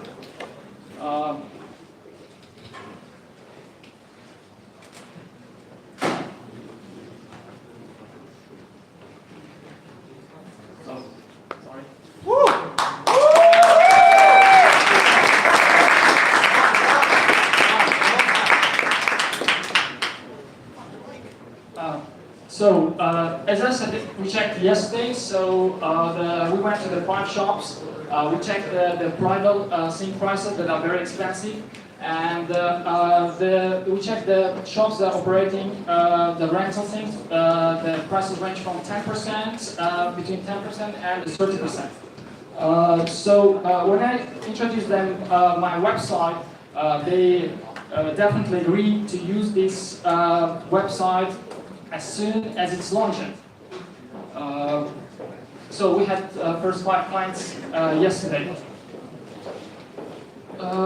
So our plans for the future, to having tested this website, we want to work in the CIS countries first, then with Europe. Of course, we have a lot of competitors there, and what is specific is here, we will focus on the things that are very expensive and used very rarely. We will help you to look awesome for affordable price. Thank you.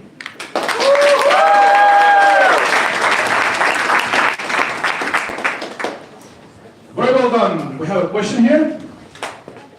So I hope you can explain like why the $12 is straight through, and then the renting price is 690 or whatever I get it wrong.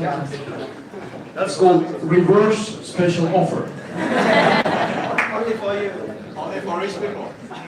So this is the price for selling, and we wanted to write this. This is the rental price for a day. Like if you rent 3 days, it will be like $36. So it's Just bad news. Yes. Any other questions? Maybe from ladies? Any ladies who want to dress like superstars? Yeah? All right, the whole team, please come here on stage. And let's give the applause.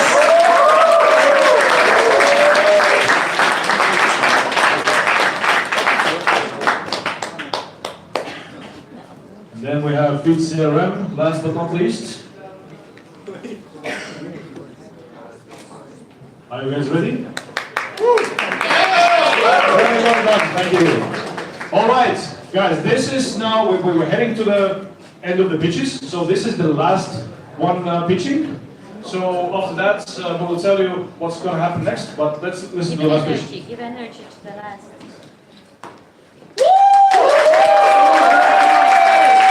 Hey!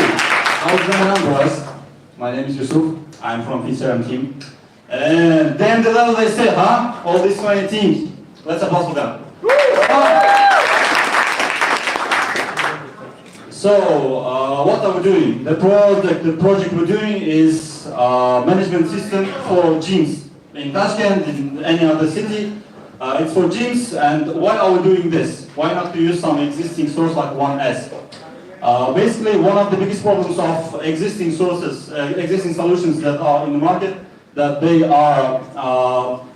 do not cover all the requirements, all the necessary things that gyms need, and they are not modern. Like, I don't know any application, any management application that has mobile applications, web applications, etc. And the main thing, the most important thing, all these solutions more or less are not very easy to start with. Like, you have to do some pre-installment stuff, educate your employees to start using these applications. And we decided to fix all these problems, to come up with an idea that will let you to start using our application in 5 minutes, let's say. And our application is presented in web, Android and iOS platforms. We've already developed web application, and during the hackathon we developed Android versions. That's why we're demonstrating on Android. Here you can sell tickets and products through this application. And besides that, web application, like the full version of the application, allows you to store a database of your clients, manage sales, cash flow, and check-in, check-out systems.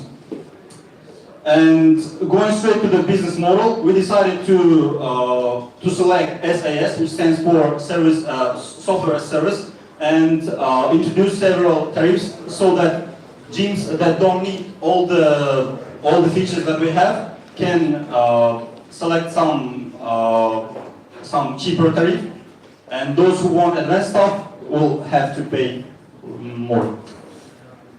Okay, and as for now, we already have one customer that's operating in Tashkent, and we are trying to get them more. And we want to have at least 10 clients by the end of this year, like in 1 month. And to do this, we're going to present our project to gyms. Basically, we're just going to go to the gym and present, and allow them to use it for 1 month on free trial basis. And maybe they'll be interested, maybe they will get more customers. And if we'll be successful with gyms, we are going to, first of all, go to abroad, like near countries like Kazakhstan, Russia. They operate, similar to our gyms. And if we'll be successful, we also want to enhance the business so that it will cover bowlings, pools, and all these subscription-based businesses. So, faith, don't mess it. That was our motto. That's it. Thanks for attention.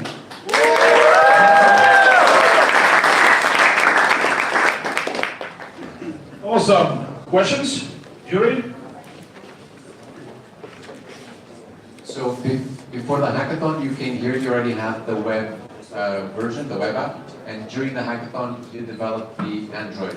Yes. Are you- It's not all functionalities of the web app, but we're starting with something.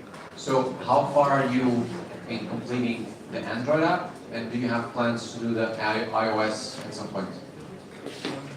Yes, actually we're going to develop Android and iOS synchronously during the hackathon, but we were advised not to do that. Focus on Android, and that was correct advice actually. We want to.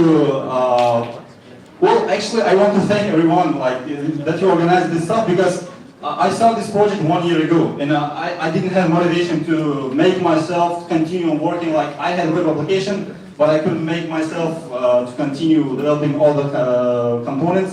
So even if you don't win, I'm happy already, because we started doing something. And I hope that by the end of this year, again in several weeks, we will have both applications ready with all the functionalities of web app.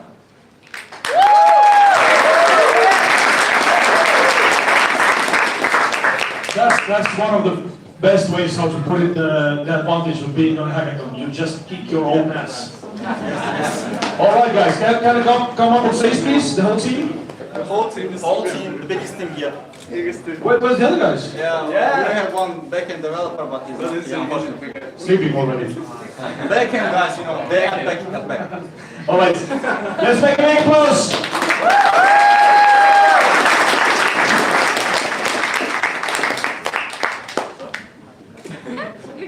Thank you. All right. So now to the very most interesting part. So now all the pitches have been done. The jury will now go for roughly half an hour to discuss who are the winners, who are the best teams, who have made more progress, and so on and so on. But meanwhile, while the jury may go already, not to waste time, meanwhile, what we will do is that those of you who would like to stay here and not have coffee or toilets, then I'm going to tell you about one thing. Can you click through to the slides? Yeah. Next. This one, yes. So, we will spend maybe 15 to 20 minutes. If you guys want to hear about failure, there's no slides, there's going to be talk. Have you ever failed? That's the one question I will ask you. Yes. So, you have failed, right? How did you feel? Very bad. Very bad? Broken? Was it the inner feeling, or was it because someone else was thinking that you were a failure? Inner feeling. So the feeling was that I didn't perform, I wasn't on my level, I didn't manage, right? Was it like that? So it was like disappointment in myself. Yeah. Yeah, was it? So you have failed several times, okay? That's good. Who has failed several times? Raise your hand, guys. Like several times, like big time failures. Not the type of failure that your wife or mom asked you to wash the dishes and didn't fail.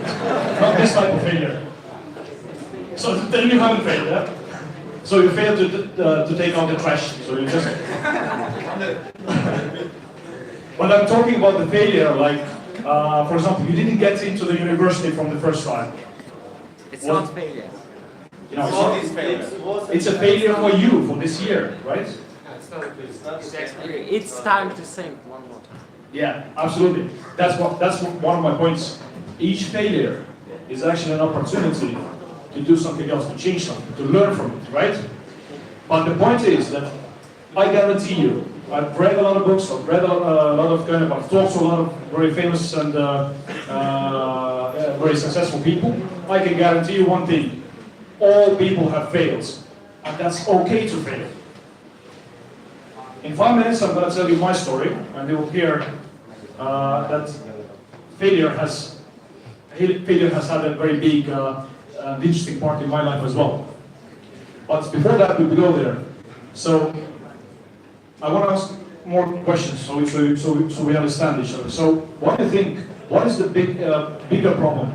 The thing that you feel inside of a failure, or that someone else from outside, your parents, your friends, your grandmother, your colleagues, your university mates, do you feel more that they are like saying, oh, you're a failure, I told you, you should have gone to the government work, not to be a startup guy? Huh? Have you heard that? Have you heard that story? That's a very typical story, by the way. Very, very typical story, because a lot of people are measuring you based on what they are afraid of, what they are afraid of failing. And that's why they think that's a painful experience. That sometimes they don't want you to fail the same way or feel the same experience, but sometimes it's just the non-belief in you, right? But I would say one very important thing: don't be afraid to fail. Be afraid to feel in the end of your career, somewhere, maybe when you're 50 years old, 60 years old, be afraid of the moment that you think back of your life and you think that you didn't try. That's the biggest problem, right? Don't be afraid to fail now. Be afraid of the moment that you think back, shit, I should have done it. I should have tried, I should have put some energy into it. And then you don't. Because I've seen a lot of these kind of people who are like 50, 60 years old, they said, nah, go to government work. This startup thing is bullshit. Why are you doing this startup shit? There's no money, there's like, you're going at these events and you're doing something like, you know, trying to make something more beautiful than it is, and you're trying everything, but go earn some money. Find yourself a profession, you know, go work as a policeman, whatever. The problem is that in very many cases, if you start talking to these kind of people, then you hear and learn that they also have these kind of regrets that they didn't try. Okay, there was maybe at some point it was Soviet Union and you couldn't try. Maybe it was something else, but it's not only about the business. It's also about you know, quitting your sports, your favorite sports. Maybe you were quite good in football in your early days, but they didn't try to go further. So there are many moments like this, and if you go away with 1 point after this thing, go away with the point. Don't be afraid. There will be always people saying, yeah, I told you, you cannot do it, you're too weak, you don't know that. But that's an opportunity for us to learn. That's an opportunity. We can always learn. If we fail once, we know where we failed, we do our lessons learned analysis, and we learn that and we try again. Mark Zuckerberg, you know how many projects he had before Facebook? Everyone thinks that Facebook was his first project. Yeah? Do you know that? He had 7 projects before that. 7 projects. And all of them failed. No one knows about his previous projects. Everyone knows about the 7 or 8 projects that he had. Facebook. So, if you read the autobiographies or biographies of famous people, most of them failed. Most of the big companies that we think about today were on the verge of bankruptcy. You know Tesla, right? Elon Musk? Yes. Do you know that Elon Musk was almost closing down a few years ago, Tesla? Because he ran out of money and he was 2 weeks away from bankruptcy. 2 weeks. And somewhere in, I can't remember what the year was, it like 2015 perhaps, Christmas time, he closed the deal that he was given an investment. But he already prepared a statement for all company people, employees, that the company is closing down. Nike. Guess where Nike? Yeah, you know, sports brand, Nike. So these guys were also on the verge of bankruptcy pretty much every year for 10 years in a row, because they were lacking operational capital and working capital to buy new inventory and to start selling. Amazon was also on the verge of bankruptcy in the first years, all the time, every year, until they raised enough capital and they were lucky, because after that, the 99 kind of big bubble came, and they weren't able to raise any more capital after that. But they luckily had enough. So there are so many examples. And why I wanted to, you know, why we decided to take this topic up and talk about it here, because we see more and more, like, a lot of people who want to do startups.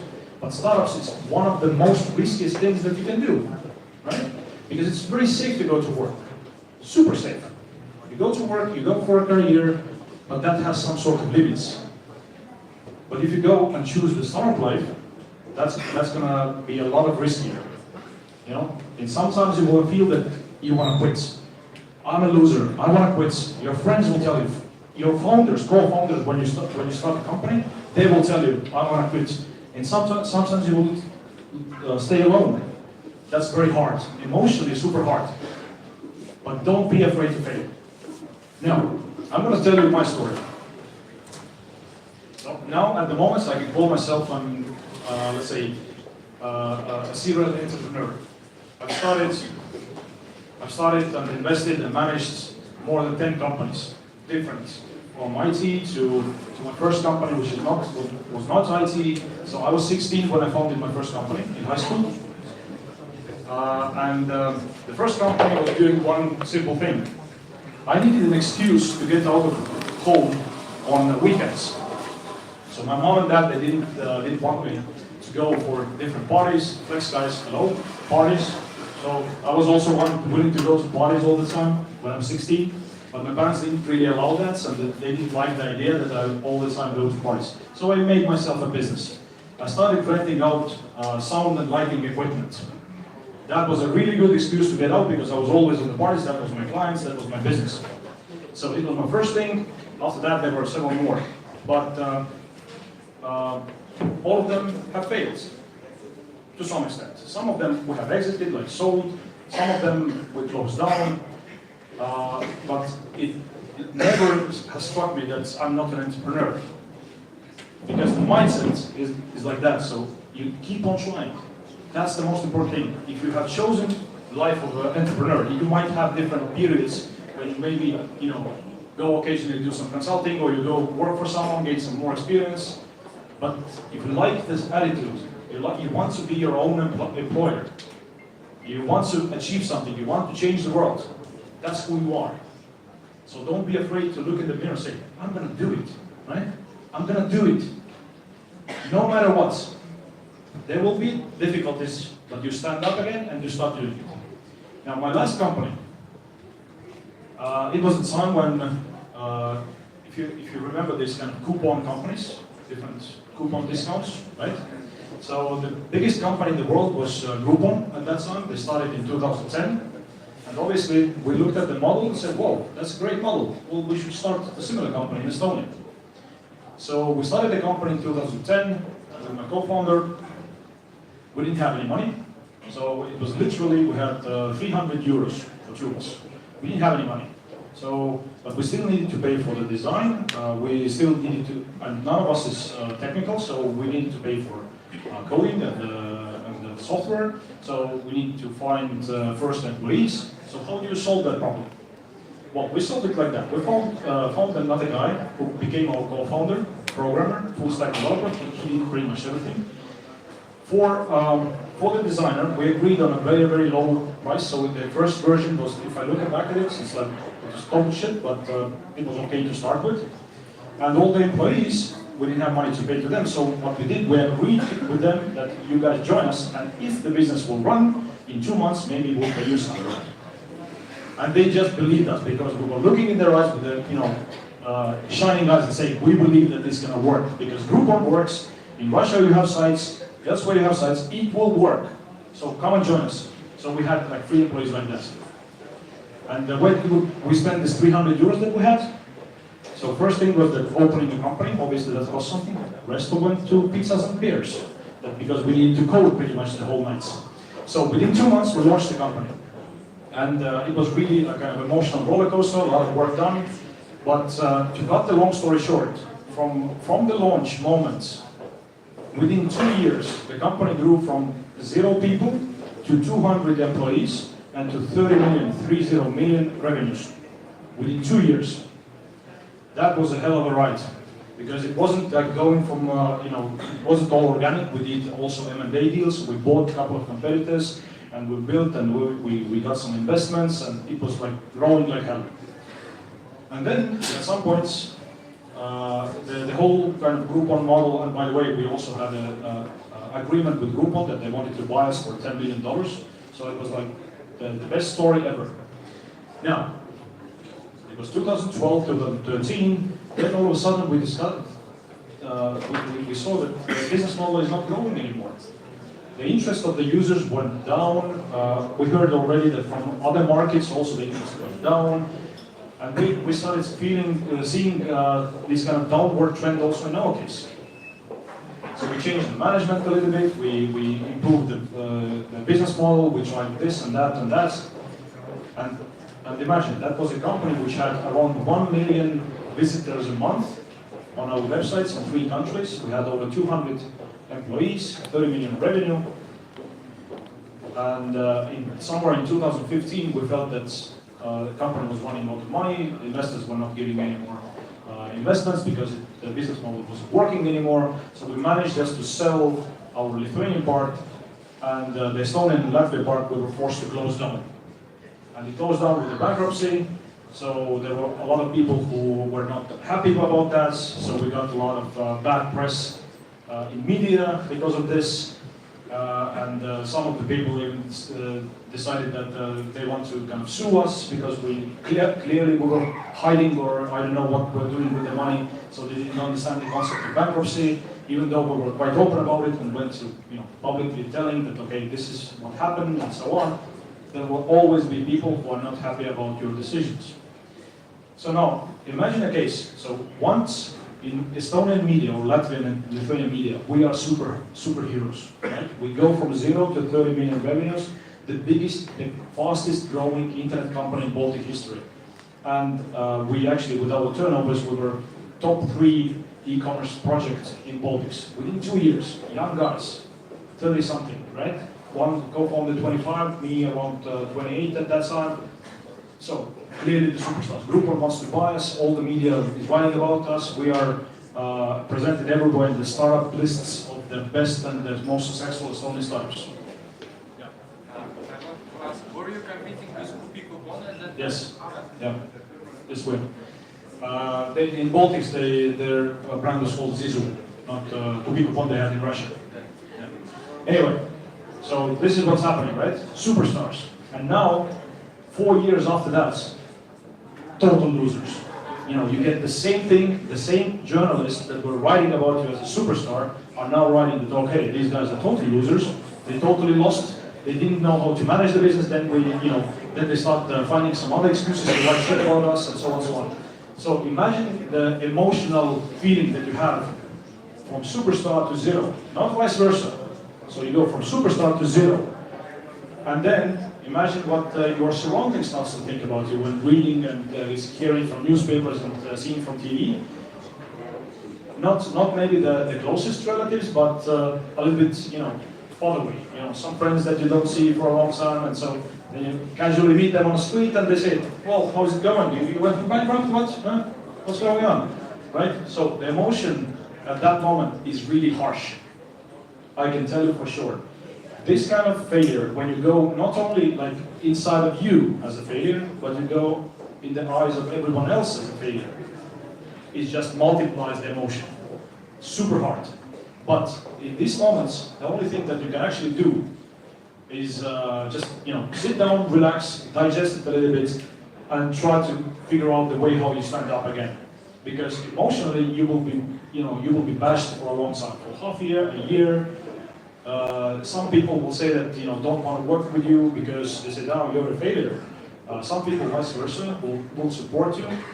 But I want to say that in these moments, it's a very interesting moment when you see what kind of people surrounded you before that, because the end is very lonely.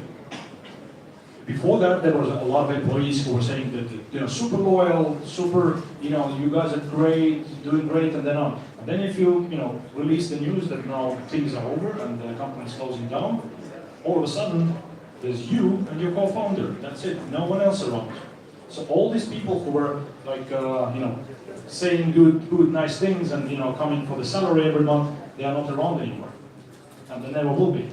And that's the thing. In these kind of critical moments, you will see who surrounds you and who are the people you will do your next thing, because these are the people who stayed, supported you, helped you, right? So in that sense, it's a super interesting period. And secondly, it's also how you see how your close relatives and close family, what kind of stance they take. Do they support you, or do they say, I told you, government job, that's something that you need to do, right? And why I'm saying this, I mean, not because I feel myself like super successful, but I want to tell you that all the people, you raise the hands, a lot of people here have failed, maybe not that kind of failure that I have had, maybe not that harsh. Maybe you haven't been in media yet. So you have a chance to be from zero to hero first, and then can be like that as well. But anyway, Elon Musk, again, he has been also, he was like from zero to hero, and then all of a sudden he was like again from zero, and now he's again a hero because he made profits. Like for a year, everyone was bashing him again. The whole media, Wall Street, everyone. The stock price is not growing, everything is going shit. The company is really in difficulty. Now, for the first time, he made a really nice profit, quarterly profit. Oh, hero again. Elon Musk, nice man, right? So, having said that, guys, don't be afraid of failures. Once again, you will have failures. If you chose the path of startup founder, or if you chose the path to join startups as one of the first employees, you will have failures. Startup life is an emotional roller coaster. But don't be afraid of that. I can guarantee you one thing. Working in startups and these early stage companies will be the most interesting time of your lives. Most interesting. Because this is where you actually learn something. In big corporates, you will learn how to be, how to be framed in a corporate kind of framework, right? So these are the rules, these are the things. Maybe you can sometimes change something, right? But this is mostly working in a corporation and having the kind of social network within that. When you're doing startup job, that's totally different. You will learn so much more. That's so exciting times. But it will come at a cost, and the cost will be constantly failing. Failing with your product, failing with your marketing launch, failing with fundraising, failing with finding a new employee for the position, failing with your, whatever. You will have constant failures. And at the end of the day, even the startup itself may fail. But what did we agree? Let's not be afraid of that, right? And I want you guys to go away with this feeling. Don't be afraid to fail. Who's afraid to fail? Who's still afraid to fail? Why? Because fear is natural. But you are afraid or not afraid? Afraid, of course. Yeah. For example, when we say we don't afraid, people should afraid from wolf. Yeah. Yes. Failure also like wolf. If you got bite from wolf, you may continue life. But if you fail from wolf and find way to do not face with this wolf, it is okay. Okay, I got it. This is a very good analogy. So of course, when we're talking about not being afraid to fail, it doesn't mean, like Mark Andreessen, one of the cool guys, just a second, told this. Now the startup guys are talking about pivoting and failure and it's all okay. He said, formerly the failure was a fuck up. You just, fucked up your business, right? But now it's like a very, kind of a very fancy word. It's a failure, it's a pivot. We pivoted from one, business model to another, but you actually fucked up. Let's be honest, right? So in that sense, obviously, you should be afraid. So you should do everything not to fail. And it's like basically like if you know that the failure is here, you don't push your luck and say all the time. You don't walk on the edge. So you try to be like that, right? So you should be afraid of this moment when you tip over, obviously. But the problem is, startup life is walking on the edge all the time. And the problem that I'm talking about is that if you're afraid that at some point I might fall down, that means that you will be walking not there, but you will be walking here. And the guys who are brave enough will walk there, right? So that's a different thing. So I'm encouraging you not be on the edge all the time, but at least go on the path which you see that you can manage the failure, the risk of failure. But if you fail, it's still okay. Yes, it's a fuck up. Yes, we understand it's bad. Everyone will be pointing at you. But still, if you don't try, then you will always be walking here. Like that. All right, guys.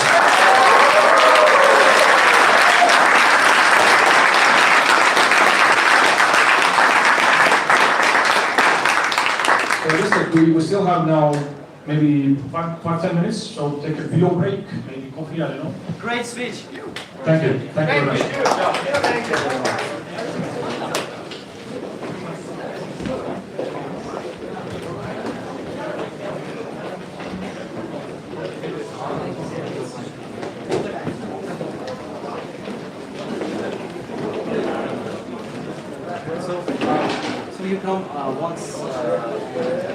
Заканчиваем.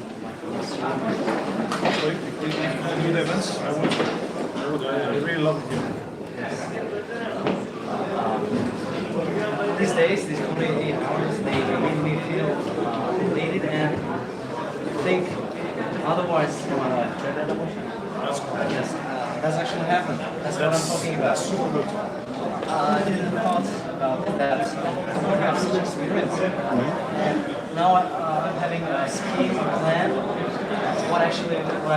Not only university, not only subjects, but actually we have lessons all the time. Yeah. Why not to have other ideas? Absolutely. Absolutely.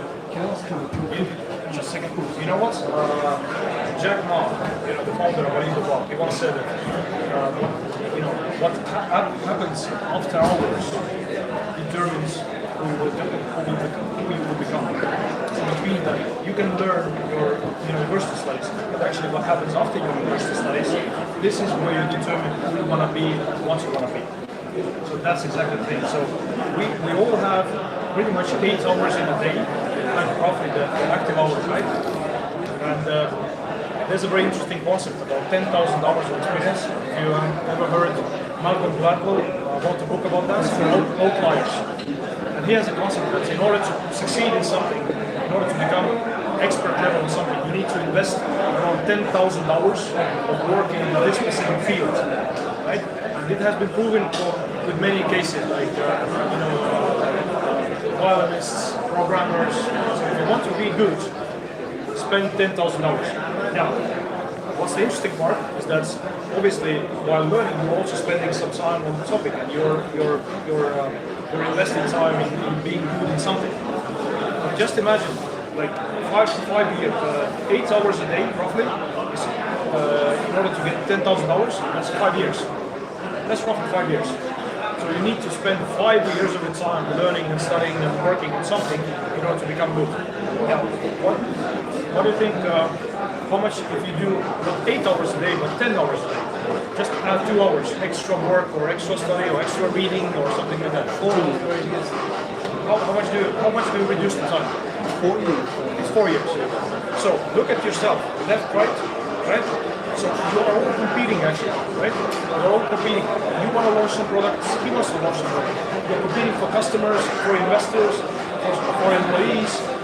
So just spending 4 years, 2 hours more instead of 5 years, you have 1 year advantage.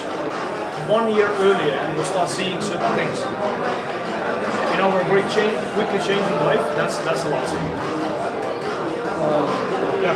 My question was, from your experience in Uzbekistan, what kind of startups do you see is it time to launch?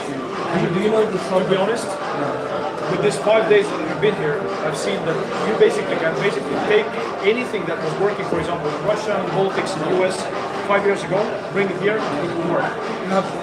There are so many areas that are not covered right now. So many areas. So basically, take any startup idea, bring it here, it will work. Really, that's the case. So the only thing that maybe I would try to think about is that maybe you could skip the web platforms at all. So you can instantly go to mobile, because you probably will have better mobile internet penetration than the web or computer internet penetration. So in that sense, it's very close to some of the countries in Africa, Nigeria, which are very developed. Actually, Ethiopia and so on, they are super developed. They are much far ahead, even from Europe, in terms of mobile penetration, mobile usage. So all the services they have are mobile. Instantly, day one, they skip the desktop internet at all. They don't have it. No one uses desktop. Everything on mobile. Mobile payments. Mobile payments, mobile credits, car leasing, whatever. Everything is in mobile. And this is pretty much what's happening also in China and in Japan. They also skip it because the mobile penetration is growing much higher, much quicker than desktop penetration. Which means that when you start doing something here, I suggest definitely skip that stuff. Instantly mobile.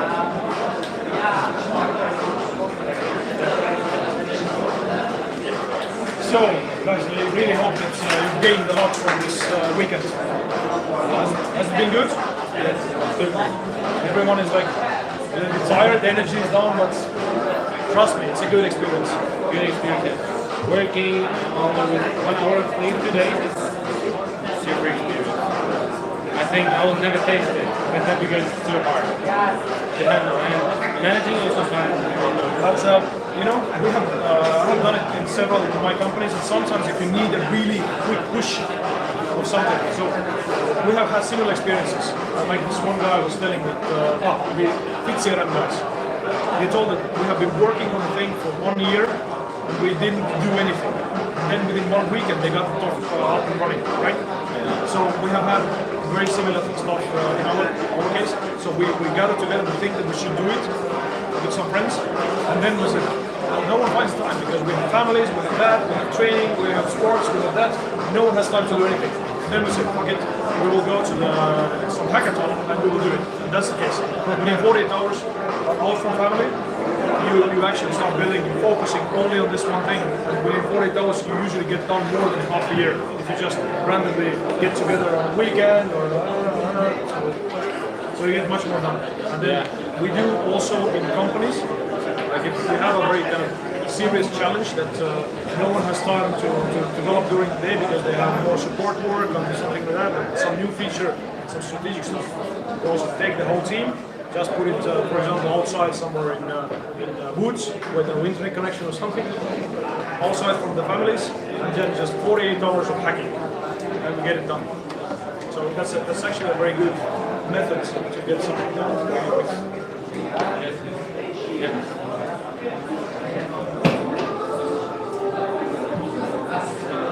All right. I don't know. So after this event, we will gather from you guys the feedback. If you give good feedback for the events and say that you liked it, we probably will start organizing the next one. We don't do that. That's good. There's only good feedback.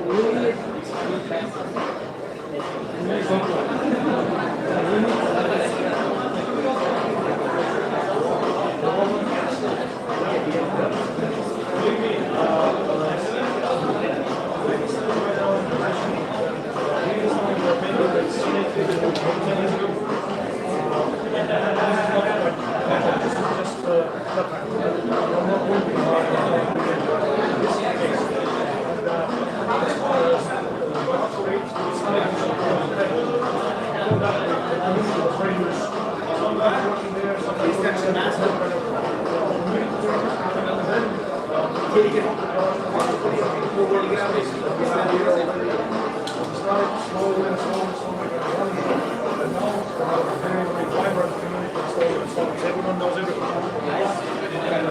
The best teams, you can call the guys because everyone is interested. And it was started mostly by founders themselves.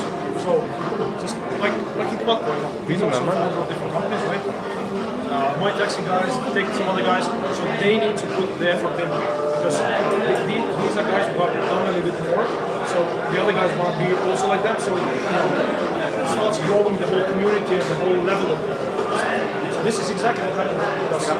Now we get to share our experience because we want you guys to succeed the same way. Because we are interested in basically having a big network around the kind of Eastern Europe and Central Asia, everywhere we go, just to have good friends. Because next time you guys will do a great company, you will ask me to be an advisor or investor or whatever. So that's my interest. Network.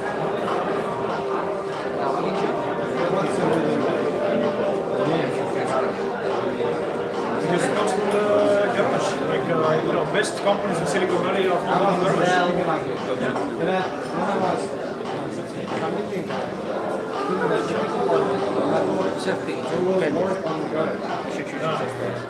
Well, yeah, it's literally, I mean, Apple was built in garage, Microsoft was built in garage. So it's like garage was in 48 hours. So I would like to say that so we will create a startup, we will invite you, and we want to support you. Very good. That's the very good attitude. When you say contacts, you get advice. Obviously, of course. We will later on, I think, that they will share everywhere. LinkedIn, Facebook, whatever. Huh? You did? Okay. So, yeah, I'm easy to find. Say later. Sorry? Shouldn't be. Yeah, LinkedIn is private.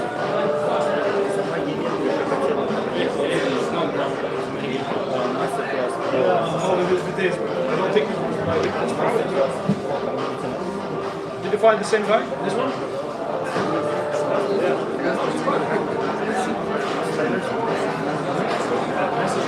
Okay. Why is it private? I'm gonna check it out. No, it should. I'll check it out. No, I'm very open. Да.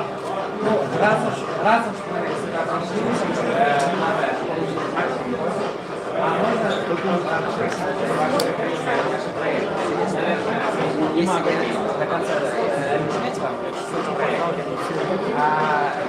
Вот сейчас проект, который мы сегодня работаем, например,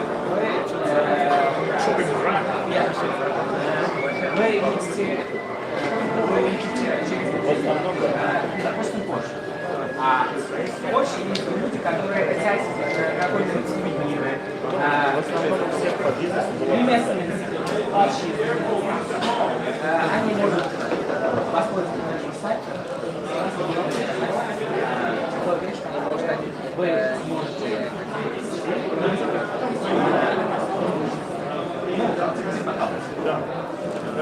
Смотрите, я все понимаю, смотри, вот в принципе, я это всегда говорю, нету плохой идеи, есть плохой execution. Идеи плохие не бывают, потому что любая идея, если ты начинаешь получать фидбэк от рынка, пользователей, ваших случаев, просто two-sided marketplace, да, travelers и те, которые хотят заказать. И вы начинаете от них получать фидбэк. И они вам скажут, интересно, неинтересно. Поэтому как бы я не могу сказать, потому что я бы теоретически заказал. Вот у меня сегодня был конкретный кейс. Я уже не успел доработать. А я же не отправил фотографию, то есть тарелку. Ты не купил? Да. Я бы теперь у меня нет выбора. Мне бы надо использовать вот шопинг, чтобы в следующий раз, если кто-то будет из Ташкента лететь в Таллин, чтобы его заказать. Да? Вот конкретный кейс. А могу я в следующий день отправить вам линк из GitHub, можете? Конечно. Очень хорошо. Я прошу прощения, я вот почти 2,5 часа не было такого комиссии, буквально.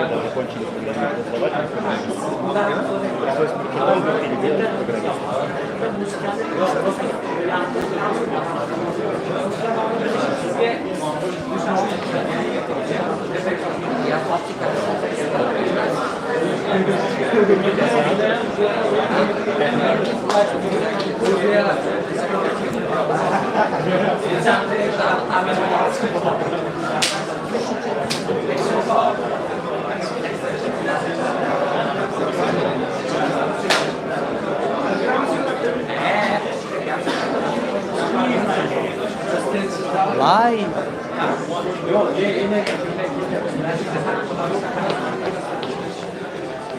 Все?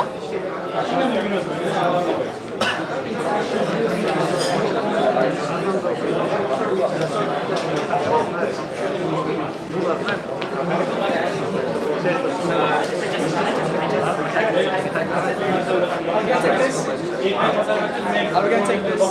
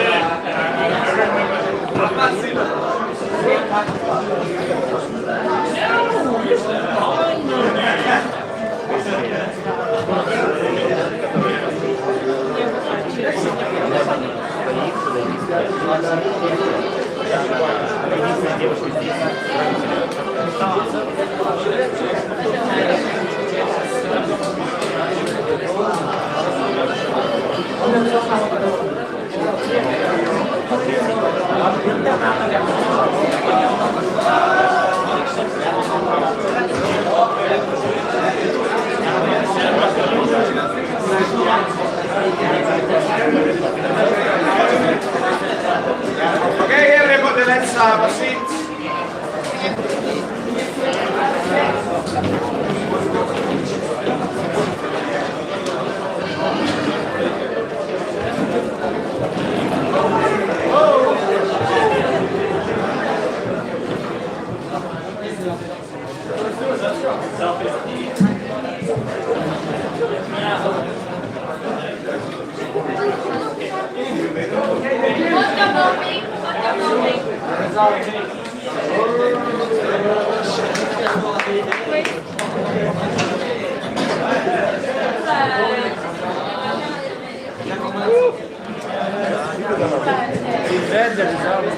Я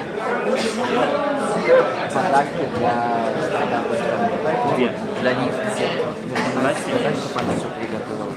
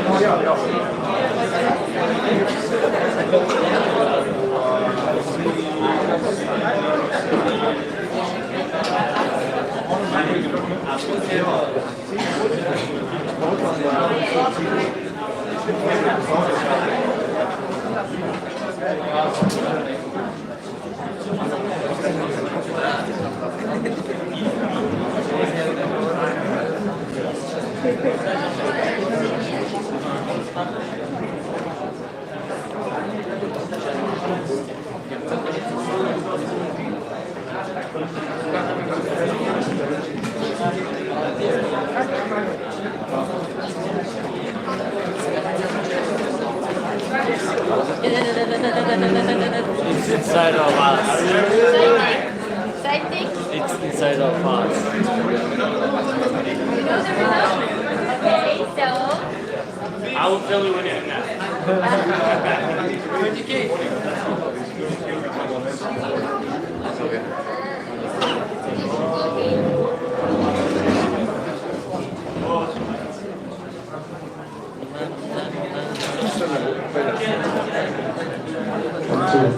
everybody, let's run here because I think we are ready for something. We are waiting Paulina also here because we can't open computer without her. So waiting for Paulina. Yeah, run, Paulina!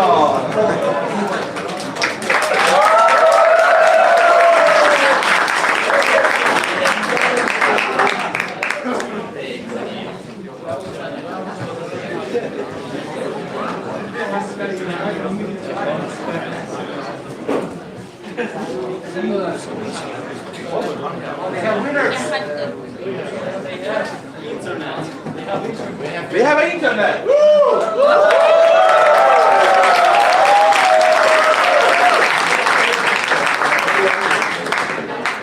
All right, guys.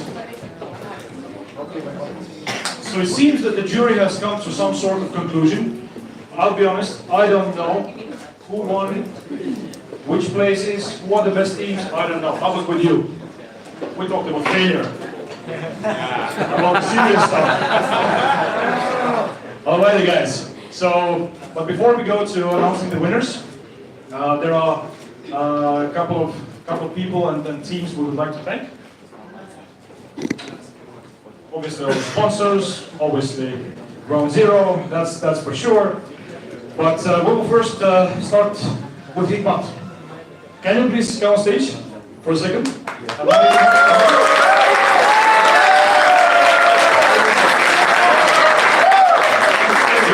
Yes, I think that's, I will in a second give a microphone to Monica, but I think that's, Hikmat has been just like 100% crucial for making all this thing happen and inviting us and so on. So let's make a huge applause. Thank you very much.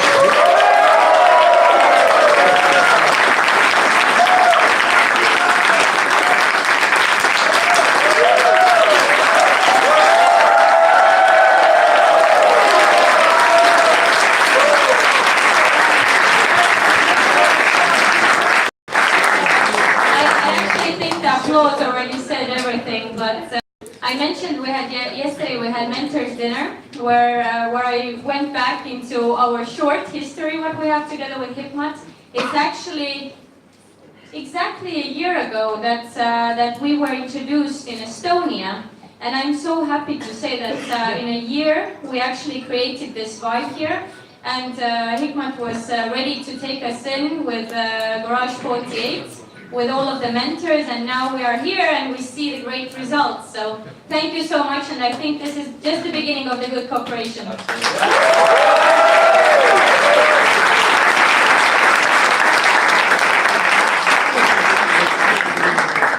But obviously, no events is going to happen without a great team of people who really made it happen, right? So, Abdulhat, can I ask you and the whole team from Ground Zero to also come here? All organizers.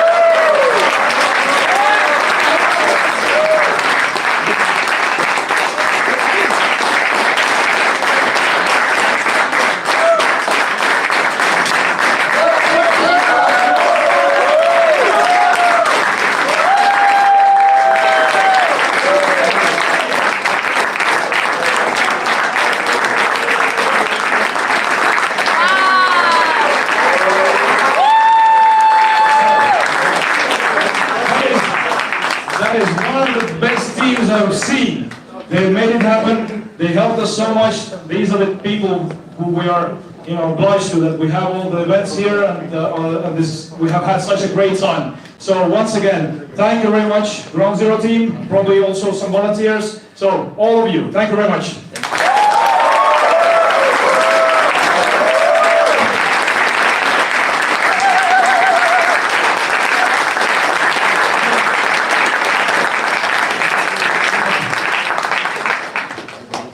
So, last but not least, before we go to the winners, we also have a couple of other guys who we want to thank. And it's always those guys who help you actually and give you advice, sometimes harsh, sometimes more soft, good cups, bad cups, but it's all part of the game. So, all the mentors, can you please come up on stage? We want to thank you.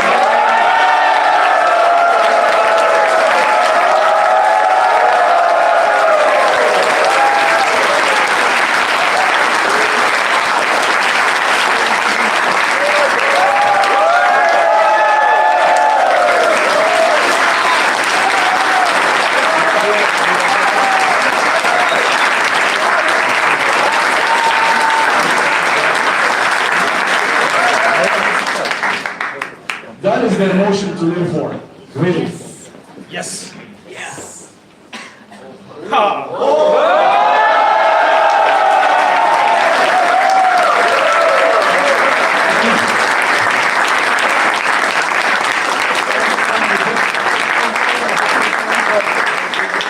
One of our dearest mentors also has a birthday tomorrow. But we will be flying tomorrow, so we decided that this girl can cheer her up so much that we decided to, bring the birthday forward a little bit. Right? That's a good idea, right? Yeah. You want to sing? You want to sing? All right. Can you? Do you have a special song in Uzbek language? Like Russian or English? Let's do English. All right.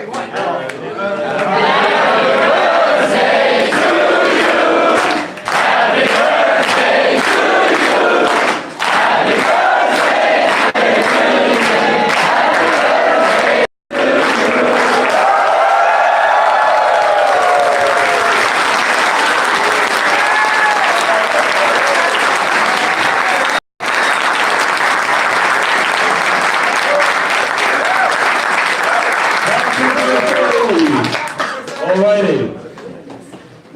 I'm actually afraid to click on the next one. Okay. So now this is the time when I give the mic over to Ronald. Okay, so good news is that I was in the room when we talked to winners, so I know something about them. But guys, the one thing which is important, you know that it took us a long time to talk about who are the winners. Because all jury members saw so many amazing things. They love telling, this team did this good thing, other team was amazing on other level. So that's why we actually decided to change and give more prizes. We was planning in the beginning, so that's the cool part. And also basically we starting now with the audience. And I'm very happy that Jean, who was just here, will be here back, and she will tell why this team was so amazing and what they are and who was it. Hey, again. So it seems to be that we have one common problem, because why else would this be favorite of the audience? They have a lot of supporters, and I also can feel the pain, because it is quite rare when you have free evenings. Sometimes it happens like suddenly, you don't even know that it's coming, you have free time in the evening. And in that case, what would it be, what you like to do? You would like to go do something cool with cool people, and maybe go to some nice event and go flex.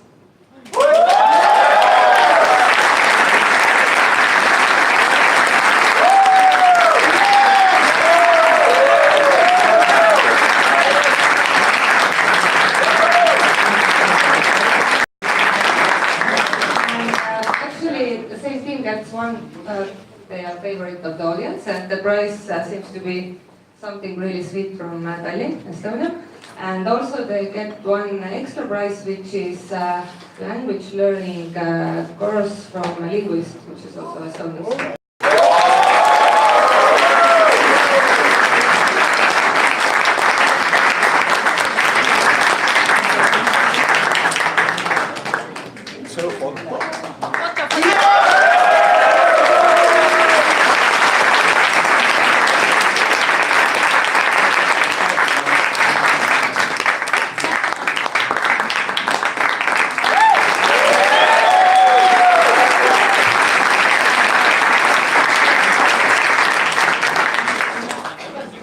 Okay, so as I said, we decided to give special prizes league, which we won did something great. So next I will give microphone to our local friend or brother, Hikmat, and he will tell one special prize winner and why it was amazing. And they also can link this language up like prize. Yeah. Well, definitely it was not easy to choose the winners, and there's a saying, at least in our country and in the region, that it's not important who wins, it's important to participate. But at the end of the day, I think you're all winners, because the process of being here, of getting new friends, and enjoy this creativity and great challenge is already a great thing. So I would like to pass this wonderful certificate to a team that created, I think, very useful, is proposing a very useful project, and I think this will definitely be solving a lot of challenges in our market, since we are still heavily in the agricultural sector. So this goes to harvest.uz.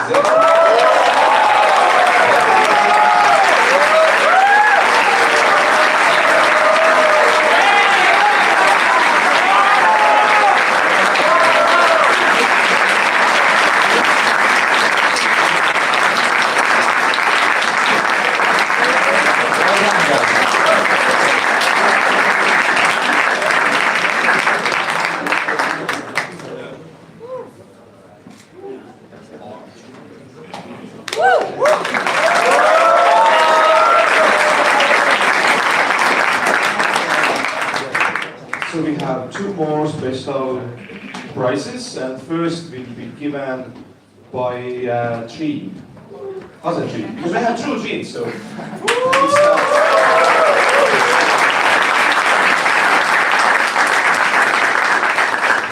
Hey. So I'm really happy to give this prize to someone, this team who actually resonates the problem that we are having in our team, which is finding great developers, because they need to be trained. So Sven is the team that really impressed us with their resilience and not giving up, and really actually practicing a lot their pitch. So Sven team, please come here.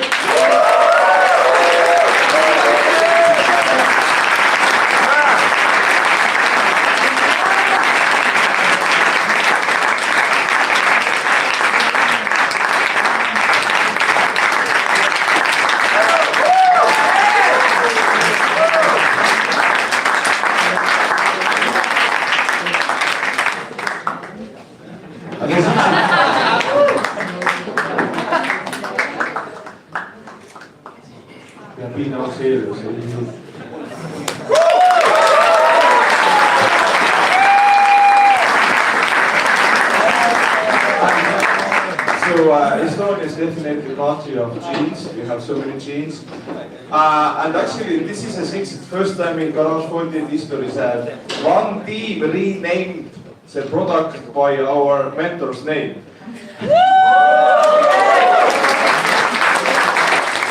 So this is why now Sven is coming here, because he will get next special prize, which also gets the same linguist language subscription.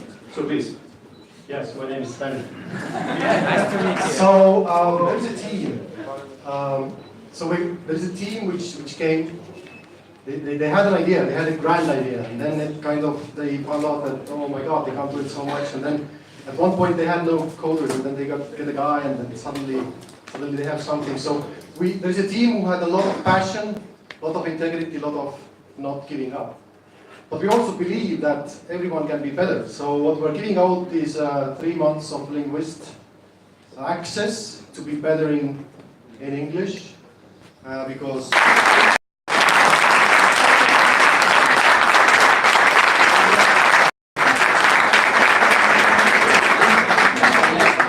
and one thing I need to tell, like, Julie really loved her presentation. Like, she really was so passionate. So she really, like, let's make a big hand for this lady who really...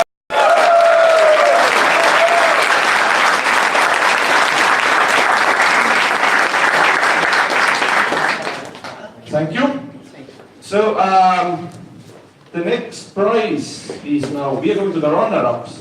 And next prize, again, I'm very happy to invite back our local brother, because he will give prize to the team which we have You will tell what's in the Well, we love the team so much that we don't want to leave you, and we want to connect with you through our residencies. We want to offer the 3 months, right, Abdullah? It's the 3 months pass, free access to our working space, and we have 3 of them here in the city center and in the Chilanzar district. Them here in the city center and in the Chilanzar district. So we would like you to share your experience. We want you to be part of our mentorship sessions. So I would like to invite the team that I personally voted for as well, which also provides a very interesting service to the local market. It's tour.uz.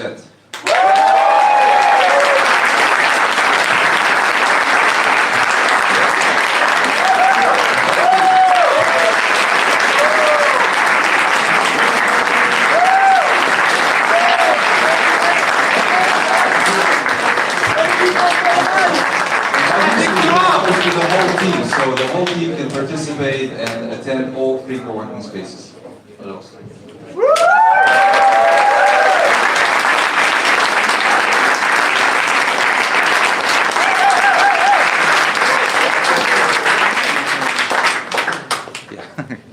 So, again, one runner, and this time I called Ruslan here, and I think that I need to tell that for me personally, he's one of the best technical mentors we ever had. Speaking!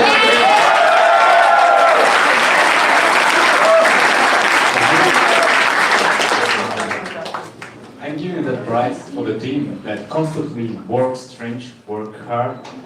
They constantly was on pace, and they proved them they real experts, world experts.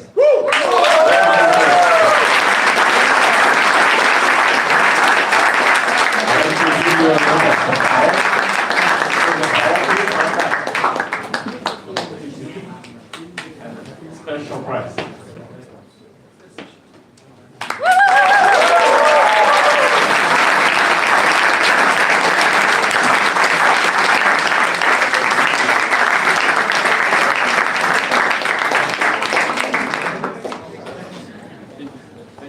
Okay, so we have still a few prizes to give, and now all the teams from this moment will have mentor, which is a huge thing because, you know, sadly our time all is limited, but there are things which we feel was so great and we want to really help you to move to the next level. So next runner-up, which also gets mentoring, which is super valuable. Joa is coming here, and let's make big hands. So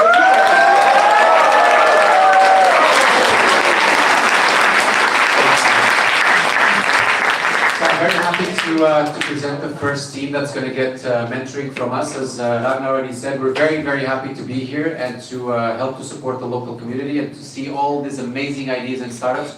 We cannot wait to see what happens next on Monday when we leave. Even if you don't win, even if you don't come up here, we hope that all of you continue working on your ideas on Monday.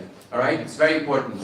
And to help some of the teams, we're going to offer mentoring. So we're going to dedicate our hours, the mentors that came from Estonia, we're going to dedicate some hours of our time to help you continue your work. So this team is the first one to get mentoring, and they also get access to the same co-working spaces that were mentioned before. So they get 3 months access, plus they get mentoring. And it's a team that really impressed us because they came with an idea, they listened to the feedback of the mentors, they found something that was worth doing within the niche that they were going after, they improved constantly, and they kept building. They knew that they had a lot of features to build, but they were able to narrow down the features to something that was demoable by the last day. We see a lot of potential in what they're doing, and we think that there is a big market there somewhere in Uzbekistan and around the world. So the team is... Beat Papa!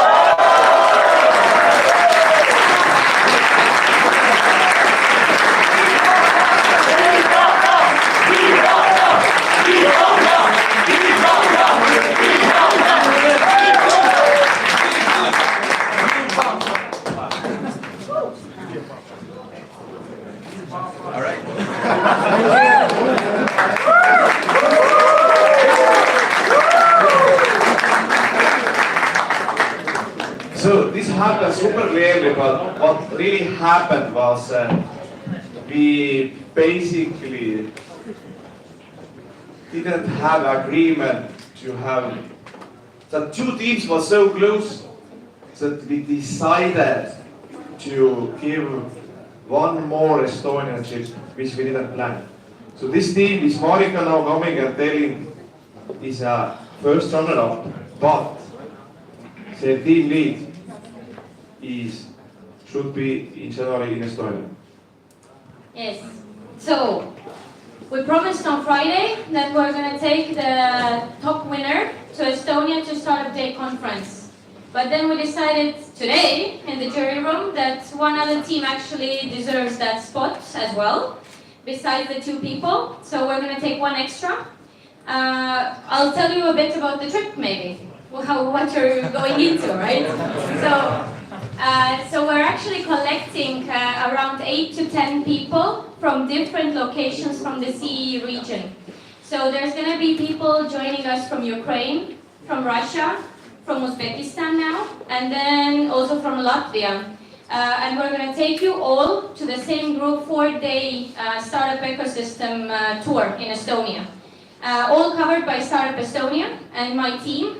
And basically you're going to see Tallinn, our co-working spaces, our cool companies, and then we're going to take you to a 2-day conference in Tartu, which is another southern city, very young university city, and there you need to be ready to pitch on stage. So it's a pitch competition where we reserve spots for up to 4 or 5 teams. Pretty cool, huh?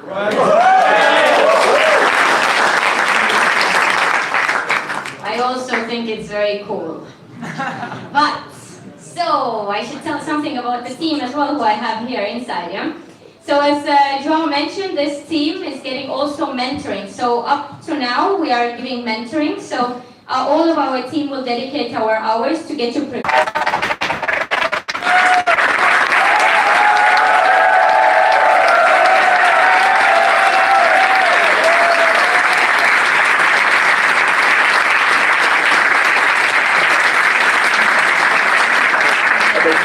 Because it's so important that we empower also more women to the startups. And the things that we have very great beliefs that as many others, she can be great example. She is now, how old are you, sorry? 21. 21, so she is now in the first job, as I understand, finishing university. I really hope that also in Estonia we will connect you with tech girls, that you can also maybe go and start to do tech events for them, especially girls. So this is what we would basically expect from you, that you will learn much in Estonia and you will be a great example for the other ladies in this country and you help to build this ecosystem. Are you promising that? I promise.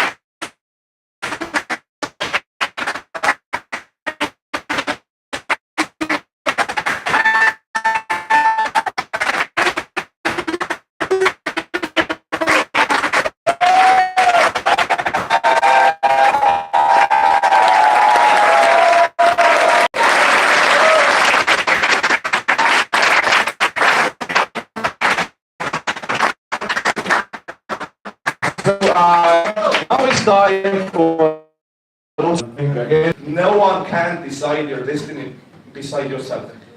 We might today understand who has potential and winners, but we can't see the future. Which means that all teams who has passion should do it, because you are doing it for yourself. You do it for this country. You do it for your family. So that's why, one more time, winners are not so important, because you can be still winner after 2 weeks, 2 months, and so on. You heard Andre's story. I can tell I have very similar story. My first startup failed. And I was a little bit more lucky because I didn't have TV cameras basically like just following me to home, like happened with Andres. But it was extremely hard time in my life. Because I had same way. Biggest newspaper was writing, this guy is loser. So that's sad part of startup life. But you know, after 8, this is, and I learned so many things. This failure helped me to build new success. So that's why I don't take it so if you don't get prize now, because it's all about you. And one more time, like, you made here new connections. If you are really, and don't be shy to ask. That's the only there is learn people continuously asking. This team knows what is going on, and you know, one more time, I'm also an angel investor. You know, I have done 7-8 investments. I was looking few teams, QC teams said, would I invest to them in the future? And my answer was yes. And this overall winner for me is also promising. I will not invest today because this team met here, so we don't know what happens next. But still, this is one of the guys who say are super hardworking, can earn money. Not earn money, they earn money, but I can also like be invested in them. But so now is your turn. Mariko, why don't you join us in Ragnar all together, because this is very heavy prize. So one thing that I want to say is that I'm feeling jealous for this team, because I cannot imagine myself in my like 18 or 20 or early 20s that I get so much support from professional mentors and professional team and professional lead my journey, entrepreneurial journey. So one thing that I want to say is that we are all very lucky that we have such a great hackathon, and I hope this is going to happen in future as well. And secondly, I want to say that for the last 2 months, the whole team, I mean this business community of Tashkent and Uzbekistan, was definitely having sleepless nights because we were preparing for the whole week. And seeing this, you know, this spirit and this energy, I want to say that it's definitely worth of not sleeping and being prepared for such a great week. And I would like to pass this prize to the team. Yeah.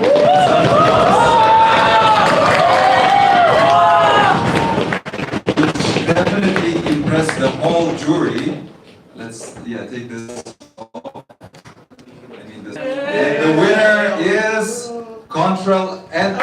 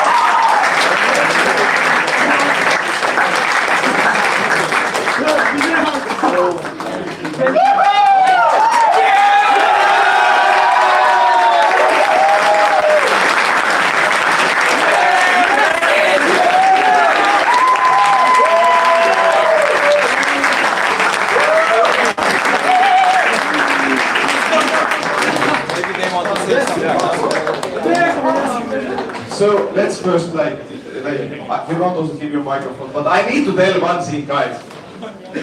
This might be the most passionate winners we have ever had. Wow!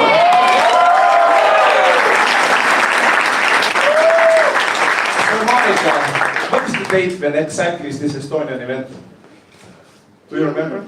Yes, 27th to 29th of January, so you need to be prepared to come a bit earlier. Yeah, so basically guys, you have now 2 months, and you know one thing, in the Masquerade thing, this company from Belarus, which made exit 3 months after hackathon, they did one thing great, they kept same speed after the event.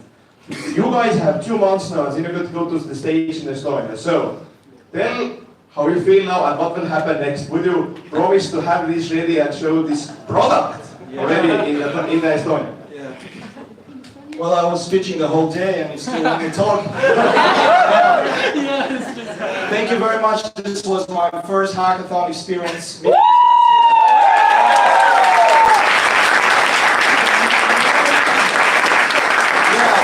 So I actually didn't mention what I want to implement in the future, and we didn't discuss how we're gonna work if we fail, what's gonna happen if we win. We still have time to discuss right now. You can hear my voice. I was shouting for every single team here to win. We had great guys here. I love every single team. Flags, CRM here, PCRM. Thanks for the other teams too. We like them very much. Now, I guess my friends will speak for myself, and they'll promise you what they're gonna do. I'll promise you I'm gonna be a good project manager. Whoa!